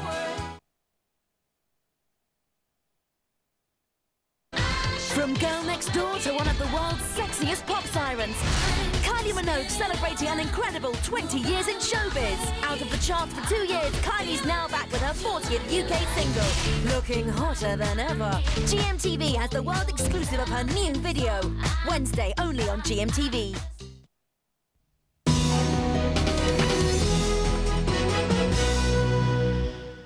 .21. Let's check the headlines for you on this Monday morning. Gordon Brown will launch a political fight back today after being criticised for not calling an autumn election. A new 48-hour postal strike is underway in the dispute over pay, jobs and pensions. Marathon peace talks broke down last night. And the weather, lots of cloud around to start, but some sunny spells for most places today. Central and northern areas, you might have some scattered showers though. Sorry about that. Our next story may put you off body piercings for life. Jessica Collins was almost killed when her belly button stud tore through her stomach during a car accident. It's pretty revolting. Jessica and her mum Amanda are with us this morning from their home in Cardiff. Morning, guys. Morning. Hi. Jessica, tell us what happened to you. Tell us how you are, firstly. Well, I'm fine. Getting better quite quickly, actually. Well, I was in Germany and we were travelling along the Autobahn, which is the motorway there, and there's no speed limit. So we were going quite fast, and then we collided with a car. And the force of the collision and the swerving and the spinning must have, you know, pushed my belly button in through my stomach and through my intestines as well. Oh. But it was the seatbelt that, it was with the collision with it, must have propelled it back. So, who knows? Yeah, so the seatbelt tightened and that had the effect of turning your belly, but it wasn't a belly button stud, was it? What sort of belly button thing was this? It was a stud, yeah. Just a stud? Yeah, it was one of the ones that I got it pierced with, yeah. So it was a normal one. So it was the seatbelt tightening that sort of shot the thing right through and almost went into your spine, didn't it, the belly button thing? But the seatbelt moved down, didn't it, while you were... Yeah, when I was swerving, the seatbelt must have moved over my belly button. So, and then the collision, because we were going quite fast as well, you know, must have just pushed it back suddenly. I mean, I didn't think it was possible, but... No. Well, you may not see it down there, but we're going to have a quick look at the scan now, showing the piercing embedded in your body. And we can see, I hope you've got this picture as well, because this is a souvenir, Jessica, I can tell you that. But this was life-threatening, wasn't it? Yeah, it was, yeah. They said that I had a particular time period, and if I didn't get to the hospital within the hour, then, you know, I probably wouldn't be here. But they got me here by air ambulance within half an hour, so I was really lucky, basically. Yeah, your poor mum must have had a phone call and probably got on an aeroplane very, very quickly, didn't you, Mum? Yes, we did. We didn't know where she was, first of all, so the British Embassy helped us to locate Jess, and we just drove to the airport and sort of waited for the first plane. It was an emotional time, wasn't it? You must have been going mad. Yeah. Yeah, it was really, really worrying. We didn't know about the belly button piercing at that time. We just, you know, knew we had to get out there as quickly as possible. Sorry, so you didn't know that she'd had a belly button pierced, or you didn't know it had gone all the way in? No, we didn't know that the accident, you know, was... Well, you didn't expect it. No, we didn't. Obviously, the language barrier was quite difficult. Yes. So they didn't explain it on the phone, what happened, until we got there. And isn't it true that there was a paramedic in the car behind you, Jessica? Yeah, that was incredible. And an ambulance and a fire engine. So they were all coming up behind us, so I was basically able to get help straight away, which was... It's a miracle. A miracle, yeah. Well, if you wouldn't mind staying there just for a minute, Jessica and Amanda, we've got Dr. Hillary here. And normally, I suppose, we think of belly button piercings and we might think of infection as a possibility. But this turned out to be life-threatening from a completely different angle. Was this just a freak accident? Not really. When you think of the deceleration forces involved in a car accident, when the car's moving at speed, the force when you stop puts enormous pressure on the seatbelt on your body. And I've seen several cases of people coming in with perforated guts as a result of the deceleration in a car accident. So what happened here was slightly worse in that the belly button stud acted as a knife. So it penetrated the skin, penetrated the gut, and it would have caused peritonitis had it not been recognised in time. And yeah, I take the point about the language problem. What's the German for belly button stud? Off the top of your head. Absolutely. Difficult, isn't it? It's difficult. Absolutely no idea. But I mean, she was in intensive care, wasn't she? I mean, this was like... Yeah. So would you recommend people not have belly button studs, or are we sort of overreacting? I think this is a 1,000,000 to 1 chance. I mean, the fact that, I don't know if there's an airbag involved at all, that would normally solve a lot of the problem. It might have been an older car. But certainly this can happen even without studs, with those kind of forces. And the fact that this stud must have been quite sharp, I would have thought, to have penetrated the skin. Most of them are sort of end on, not actually pointing towards the spine. Okay, well, we'll go So back. I think she was very unlucky. I would say so, and lucky to survive it in the end. But yeah, what sort of belly button was it? What sort of design was it, Jessica? It was one of the normal ones. It was the one I actually got it pierced with originally. You know, I kept it. It was completely blunt. You know, so it wasn't sharp at all. You can see the shape. If you've got the CT scan, you can see it's one of the little round ones. Was. Yeah. Yeah, just one of those. So, have you said to your friends now, guys? You know, you might want to think about getting these belly button things taken out because they're dangerous. To be honest, no, I haven't. No, and they won't take them out either because this. I mean, it's so unlikely this is going to happen again. But at least now they're like, well. You know, at least we're aware of it now because no one knew it could happen before. No. So they won't take them out, but they're just going to be a little more cautious about it, I suppose. And Jessica, have your plans changed at all because of this? I mean, how long's the recovery period? They said at least 3 months. So, Right. but I'm making a quick recovery, but they've said, you know, just be careful for 3 months. So. And then presumably, Mum, she's going to go out partying with her friends, and I think you might go along with her to celebrate her safe return because it was touch and go. Yeah. They're already planning what's it called? Yeah, my family are planning a party. Like a Hosen party or something? Yeah, a German-themed party. A German-themed party. Well, that's pretty cruel. And Amanda and Jessica, thanks ever so much for joining us this morning and allowing us into your kitchen there. Breakfast time for you. Hilary, thank you very much indeed. Did you ever consider a belly button stud yourself, young Funnily man? enough, not. No, Not really you? Other things, but not that one. You didn't have a nose stud? No, I did not. You never gild a lily, do you, Hilary? Doesn't need any help. Jewellery is inherently dangerous. Yes? Yeah. Absolutely. Well, In a medical sense, but, you know, hey, you've got to... Didn't Mum look young? They look like sisters, They didn't look like fun, didn't they? Yeah, They really look like... They look like... Oh, look at her! Yeah, I'm talking about you, Amanda. yeah. Oh, thank you. Yeah, lovely fun. There's a little boy in there as well we saw before, but he didn't quite make the shot. We'll say good morning to him as well. All right. We have loads more to talk about between now and 9:25 because that's how long we're both with you this morning, including this very touching story. The mother who wants to have the womb of her seriously disabled daughter removed. Does it violate her human rights? Alison Thorpe is mum and her daughter Katie. They're both here at 8:30. And we'll be finding out what the future holds for 15-year-old Vicky Gloss. She was booted out of the X Factor boot camp, but she's all right.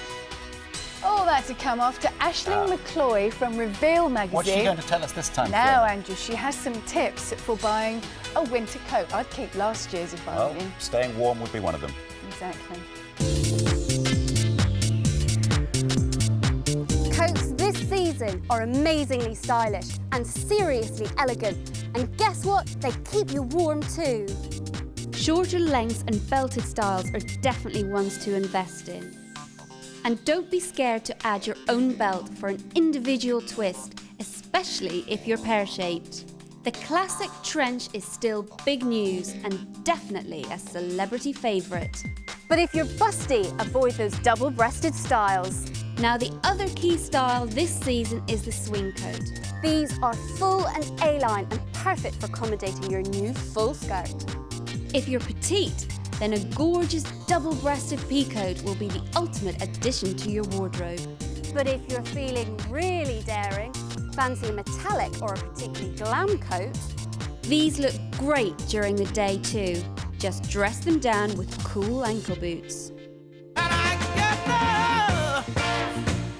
Stylish Autumn, brought to you by Evans. You'll love what you see.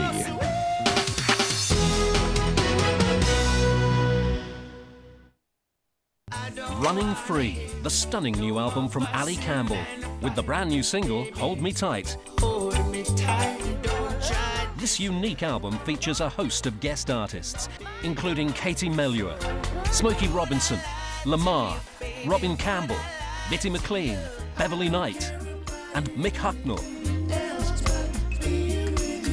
Running Free from Ali Campbell, the voice of UB40. Out now.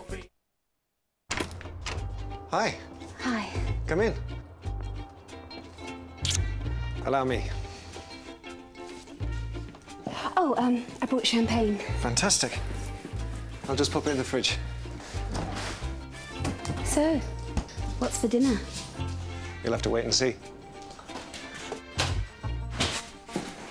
Ooh, very romantic. Shall we go through? Tesco Direct. Choose from thousands of products and have them delivered direct to your door. You can order everything from furniture to fridges and sheds to beds. It's all on our website. So, what have you got planned for later? Nothing really. Tesco Direct. Every little helps. Whoa! Is that under your end or mine? Well, they better not cancel football. Who's that? Mike, a picture. I'm sorting out the loan. At Picture, we don't fuss or patronise. We simply help you rearrange your credit so you can live the way you want. Call Picture now on 0800 064 4455. We just want everything in one place so we know what we're doing. Yeah. Yes, we have a mortgage. How much do we want to borrow? Yeah. 25,000. How much is that a month? Oh, that's brilliant. That's much less than we're paying now. Are there lots of forms to fill in? Oh, well, one less job for her. Yeah, okay, thanks. No. Bit of rain never hurt anyone. Okay, cheers. Yes! You know, it's really easy to talk to those people at Picture. You can actually have an adult conversation.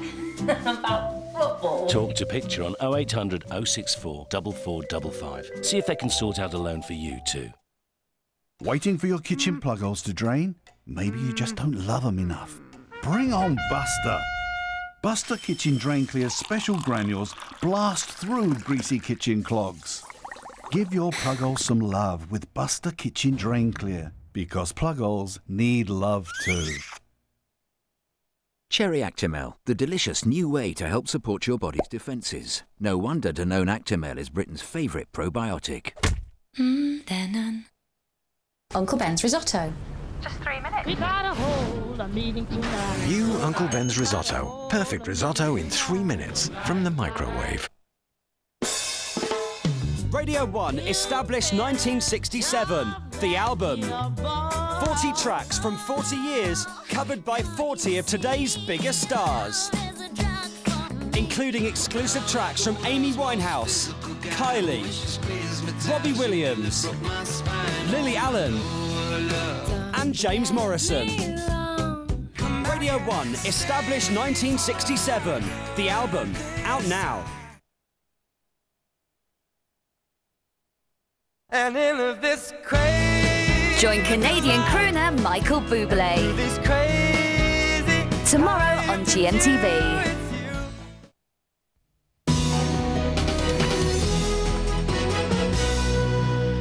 Hello again, 25 to 9. Now, you might have seen our next guest in the papers on Sunday, because she was certainly in a lot of them. She's in the papers again this morning. She's a mum, basically, who's fighting for her severely disabled daughter to be allowed to have a hysterectomy.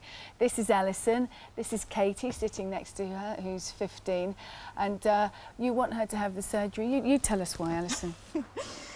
Basically, to maintain Katie's quality of life.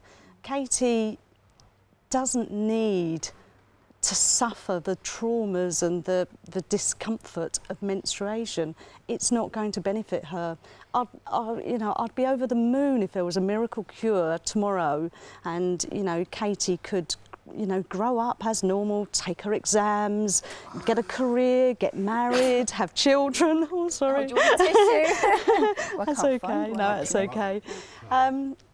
That would be great. That would be fantastic. But we live in a real world, and unfortunately for Katie, that's not going to happen.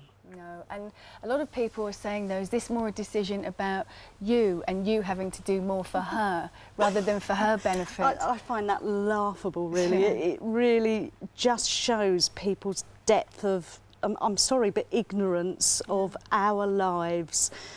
Katie's doubly incontinent, and if people, anybody who understood what we have to deal with on a daily basis, menstruation wouldn't make the difference for caring for Katie for the last 15 years. I would have given up long ago. No, this is about Katie, and this is to make her as comfortable, as happy, as content and able to enjoy life as much as she possibly can. That's what we do. you know, as a family, the whole family. I can see that. You have such a positive attitude. Since you came in this morning, your face was broken into a smile straight away. You know, I believe in it. I'm rational, I'm sensible, I'm not emotional. I can stand back and make sensible decisions for my daughter because I know her best.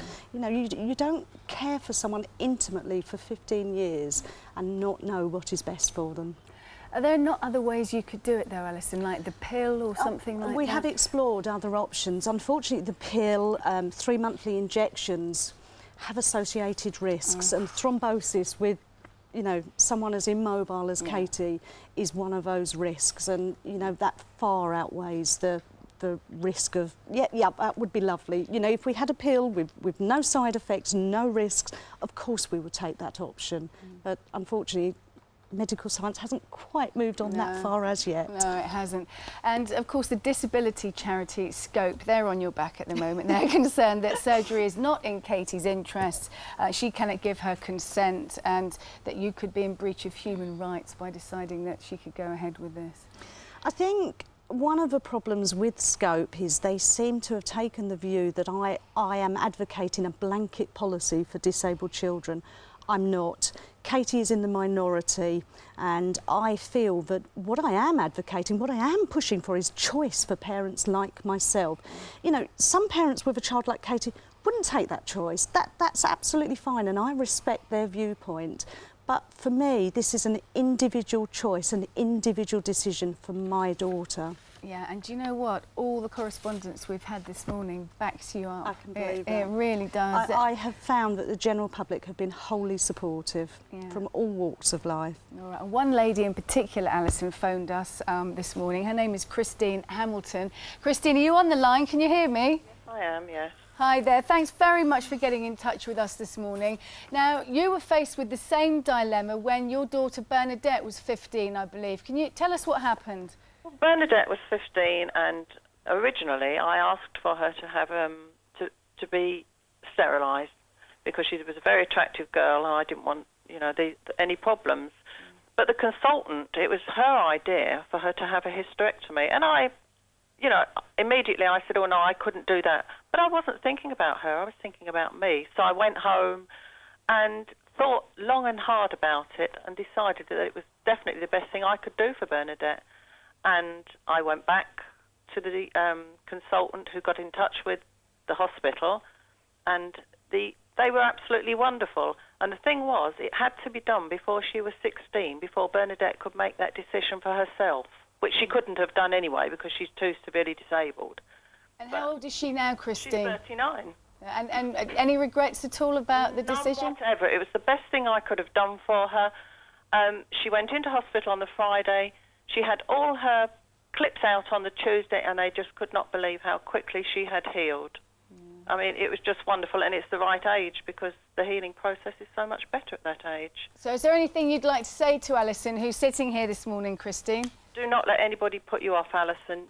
Go for it. And if you would like to ring me at home, I would love to talk to you and discuss it because I had all the threats of the human rights people coming down on my doorstep and all that sort of thing. They didn't actually come anyway, but, you know, I would have sent them off with a flea in their ear, I think, because you know your child better than anybody else, and it should be your decision. Absolutely. And not somebody else's decision who's sitting up there making these choices for you. Christine, thank you so much. And Alison's nodding in vigorous agreement there, aren't you? Absolutely. Yeah. And Hilary, you're sitting on the sidelines there, as always. What do you think about this? I mean, have you heard of these sort of cases before very much? Not as obviously as dramatic as this, but I'm 100% behind Alison in her decision, and she argues the case very cogently indeed. There are alternatives. I mean, the pill is an alternative, but it has inherent risks in terms of, with Katie being so immobile, the risk of deep vein thrombosis while she's on it, which would be for a very long time. So that's not a good idea. There's the Mirena coil, which would reduce menstruation considerably, but again, that means 5 yearly assessments and examinations. Katie, I know, has other indignities to deal with, you know, every day of her life. So menstruation on top of that, when her womb really has no function for the future. Every case is different, but I think in this case, listening to the arguments, it's very clear that nobody knows Katie as well as her mum, and nobody has any idea the level and time, the commitment of care and hard work that Alison and her partner has to put in to looking after Katie.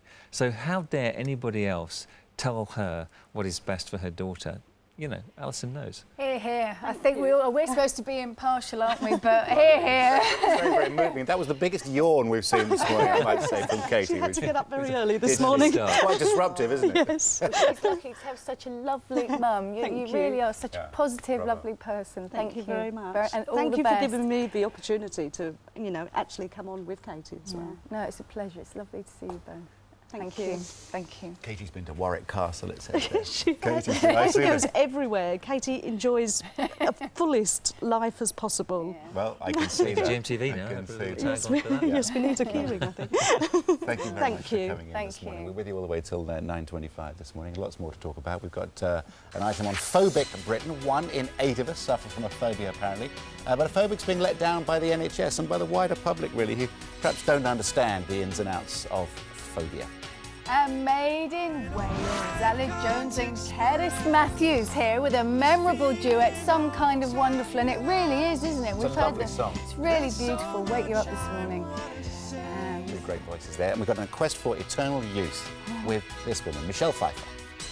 It's not easy, I think, on women all over, not just Hollywood. I think there really is such an increasing obsession with youth, and it is kind of scary to see the lengths that women are going to.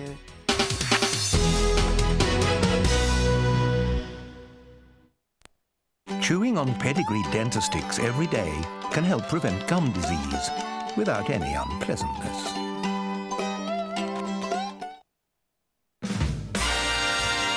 Michael Bublé is back with his wonderful new album. Featuring everything. And the brand new single, Lost. Now with a bonus disc, including Michael's classic, Home. Michael Bublé, out now. Save a fantastic £10 on rosehip capsules, now at only £8.99. So hurry on down to Holland & Barrett to make better than half-price savings. British Lion Eggs for the perfect pizza omelette. British Lion Eggs, they're fast food and good for you.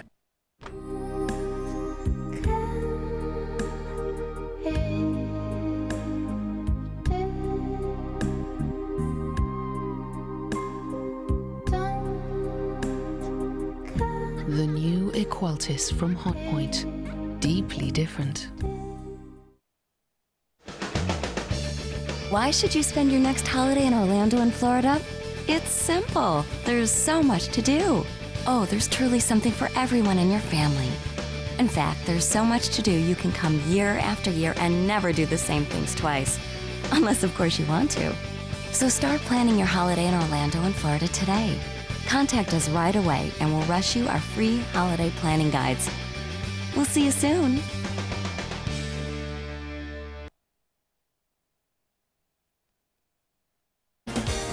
Later, he describes himself as the most demanding boss ever with a mean temper. Pete Burns on his search for a personal assistant. Will they come out dead or alive when they have to organise his flamboyant wedding? And she's sung for Simon Cowell and rapped with Will Smith. But now Alison Hammond has found endless love with Oscar winner Jamie Foxx. 10:30.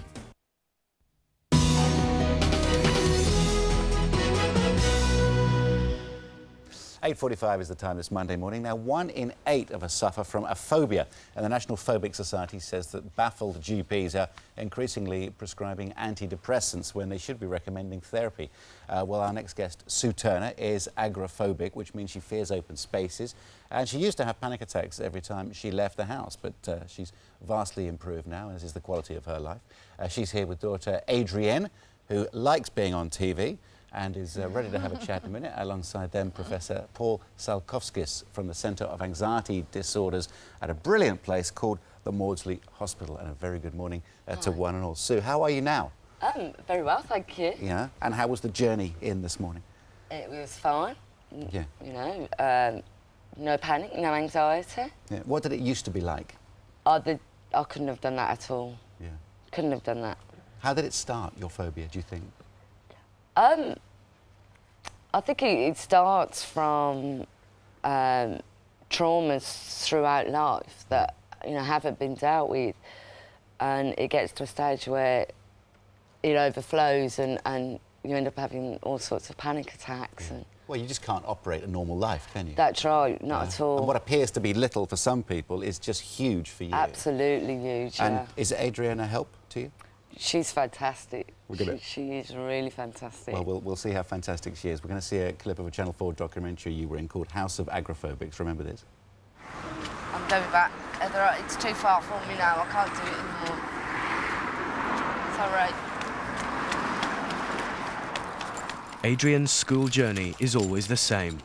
Her mother's dream is to be able to finally take her there. You're safe. You're safe. You're safe. And that was you taking Adrienne to school, wasn't it? Attempting to. Attempting to. And you've managed it now? She actually walks on her own now. I think she's old enough to be able to walk on her own. But there are other things that I've managed to do with her that I just couldn't have done before. And she deals with you. She holds your hand and supports you. That's so right. It's probably brought you quite close together, hasn't it, this? Very close. Yeah. Do you need to reassure Mum quite a lot? Well, not most of the time, but some of the time I do. Yeah. So what was it like for you to deal with somebody who wasn't able to go out, because it must have affected your life a little bit? It did affect me, but I was disappointed because I never got to do like most of the things that mother and daughter do, like go shopping in town or somewhere. Did you have to stay in? Yeah. Yeah. But things are better now? Yeah, things are much better. She's taking me out and it's just great. So who's taking who out now, Sue? I think it's a bit of both now. It's like, I can't wait to get out the house half the time now, and she's saying, oh, come on, we'll do this. And so you don't realise how big a problem, or how big a problem phobics have, and how much phobia there is. Paul, you know all about this from your work at the Maudsley Hospital, and you've worked with Sue, haven't you? I work with Sue as part of a television programme. The reality is that phobias are so debilitating that people's lives are simply ruined, and that sometimes include the people that love them and that they love. Yes. And what are the most common things that you have to deal with? What most common phobias? Well, in the clinic, of course, typically we're seeing agoraphobia and social phobia. The commonest phobias are actually things like snake and spider phobias, which can also be extremely debilitating, but often aren't. Yeah. But what about sort of, little things for most people that can become big things for others? I mean, fear of open spaces, people don't really know where that comes from or why, and perhaps they don't have much sympathy for it, but it is totally debilitating. Well, it is. In fact, agoraphobia is more fear of crowded places, actually. The open space is not quite so common. But imagine not being able to go where other people are. I mean, the fear, of course, is a panic attack, that you're going to have a panic attack, that you're going to lose control, that you're, for example, going to have a heart attack. And that's so scary that people try to stay within their comfort zone and stay safe. And that's actually what's going on. That's why agoraphobia develops. And Sue, GPs, and your doctor, did he take it seriously straight away?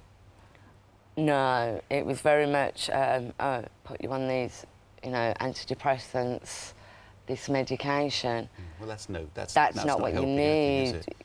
You need therapy, cognitive therapy.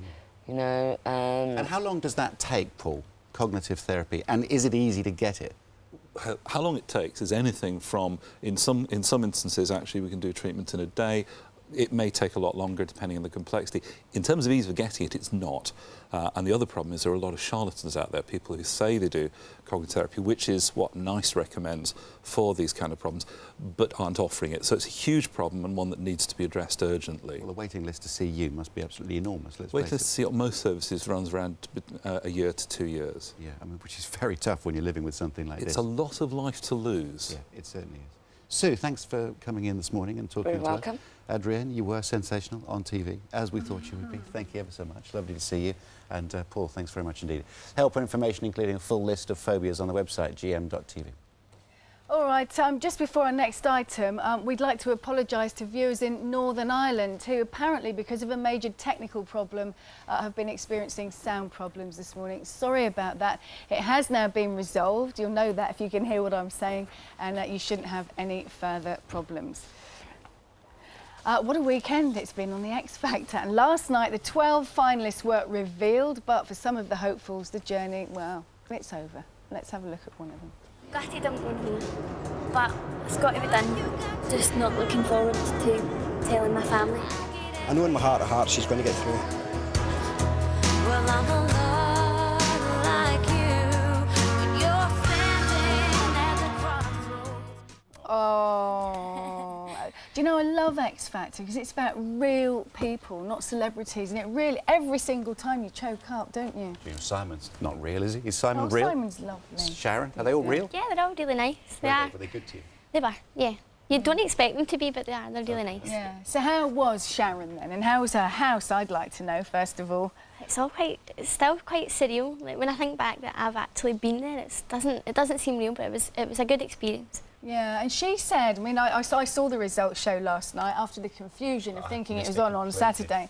And she said you were very laid back, didn't she? She thought you were too laid back in the end.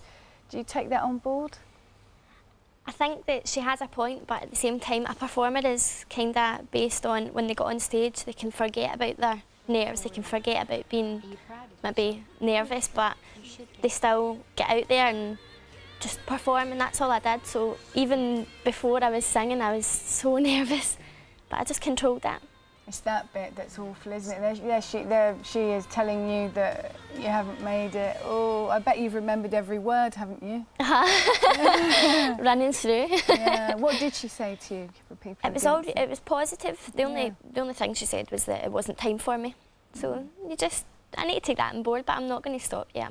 But you see, then she said that, and they let go of most of the young ones because they'd opened it up to 14 and onwards, hadn't they? But then they let go of most of the young ones. We had Dominic in earlier, who's 15, who was booted out as well. So do you think perhaps it was a bit too young, or? I don't think the age was too young at all. No. It was lowered for a reason, and I think the talent that was there has showed that it wasn't a wrong thing to do. But they've obviously found what they want. So. But saying it's not your time now suggests that she thought that you were a bit too young and that you had a future ahead of you. So. I can second guess all the things it could have meant, but I wouldn't really know exactly what she meant by that. But is it hard now, because you got so near and yet so far in the end? Is it hard going back home and... Yeah, the further through you get, the more you want it. Yeah. And it is true that, like, when the first audition came, I never expected to get through that. So the further I got through, the more I just wanted to get on that stage at the live nights. And to be so far and then not, it was a letdown, but at the same time I was so proud that I'd even got through the first one. No, you did so well. And we saw your dad there waiting at the airport. What was that like, coming home and facing them all? Oh, I was so tired after the flight, and my emotions were up and down and everywhere. So to have to go home and tell them, it was just, I didn't know how I felt. I didn't know whether to laugh or cry, and I didn't understand myself. But to tell them that I wasn't through it was upsetting. Hard. Yeah. Well, I'm sure we haven't seen the last of you, have we? Well, I hope not. I'm going to work hard. I'm going to stick in the education and all that jazz. And then I'll just try my best and work hard for it. All right. Well, you should be proud of yourself. Thank you very much indeed. Thank you. Well done, well done, well done. Now, it's common knowledge here that I'm surrounded by glamour at work, let's face it. When I'm off. Hot Hollywood A-list glitz that I hang around with in here. Penny, Fiona, Kate, a few others. A few others. Claire, Andrea, the whole lot. But Michelle Pfeiffer, I have to say, well, she Premier League. She talked about junk food, Ricky Gervais and all sorts of things, including playing the baddie. Some conference or something. You are Ryman's Western League, or whatever it's called these days. This, on the other hand, is Michelle Pfeiffer in Stardust. Michelle, the evil 5,000-year-old murderess. What attracted you to the role in the first place? Well, I had a meeting with Matthew Vaughn, and he had all of these great ideas, and one of them was to really toy with this whole notion of the degree to which women will go to for, you know, eternal youth and our obsession with it, and kind of poke fun at it.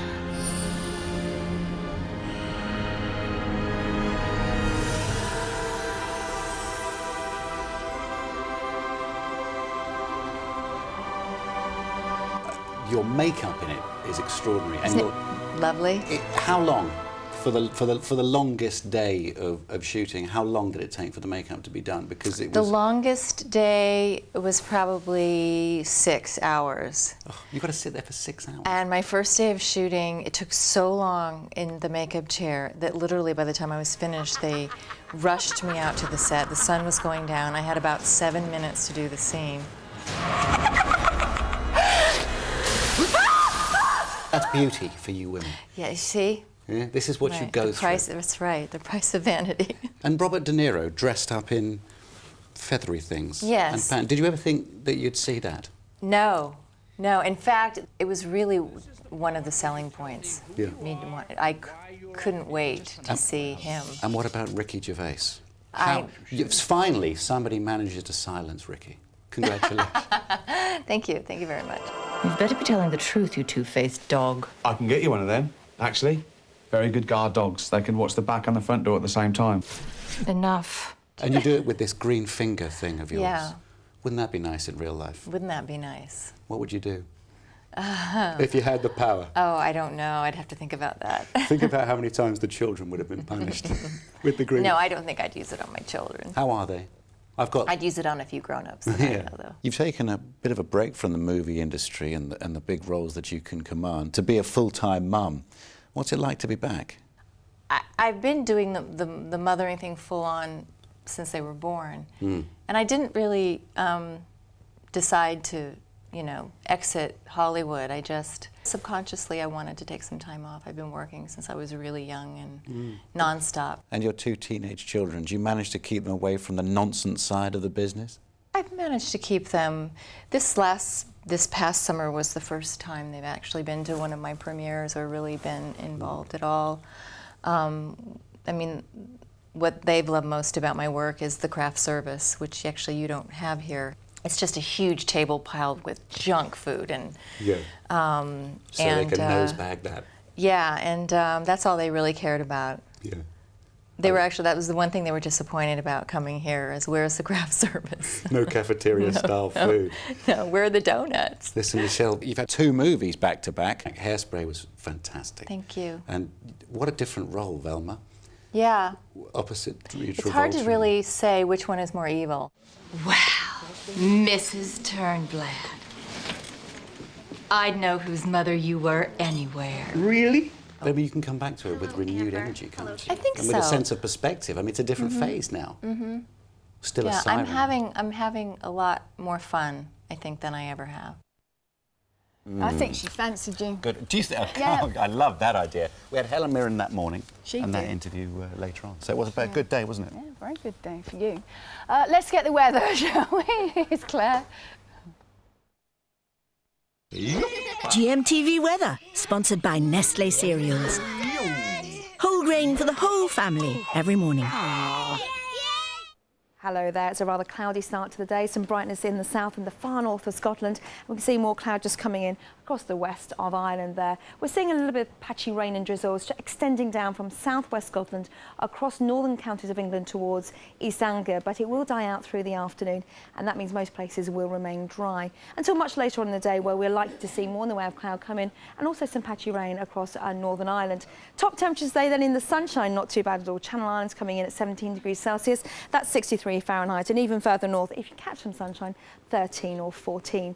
So that's the picture today. Tonight, though, the cloud comes in, the rain moves in as well across much of Wales, as well as Northern England, Northern Ireland and the West Country, hanging on to dry spells in the east there, and a little bit of patchy rain across the far north of Scotland. And this is the picture for the next few days. You can see the rain is slowly clearing away. That means brighter skies for Wales, the West Country, Northern Ireland, hanging on to some cloud across the Scotland there, and we'll see that rain heavy at times in the east, and then some brighter skies for Wednesday. Fiona. Thank you very much. Surrounded by Welsh talent here. It's quite unnerving to be in the studio. Aled and Keris just over there. Have a little chat in just a moment. He's Fiona a bit full here. of himself, Aled. We'll have to keep him. Why is he? He's always been full of himself. Yeah, not been watching the rugby. He wouldn't be so full of himself. Then, is he?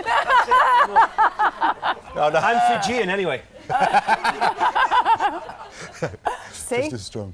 Right, let's get the news. It's 9 o'clock. Already? What are we still doing here? Good morning. I don't know. Why am I here? Good morning. A political fight back will be launched today by the Prime Minister, who will outline more troop withdrawals from Iraq and face his critics at a news conference in Downing Street. He's come under intense criticism for his decision not to hold an autumn general election. I think people will judge the Prime Minister by what he does that runs the country in such a way that they can get on with their lives and be better off.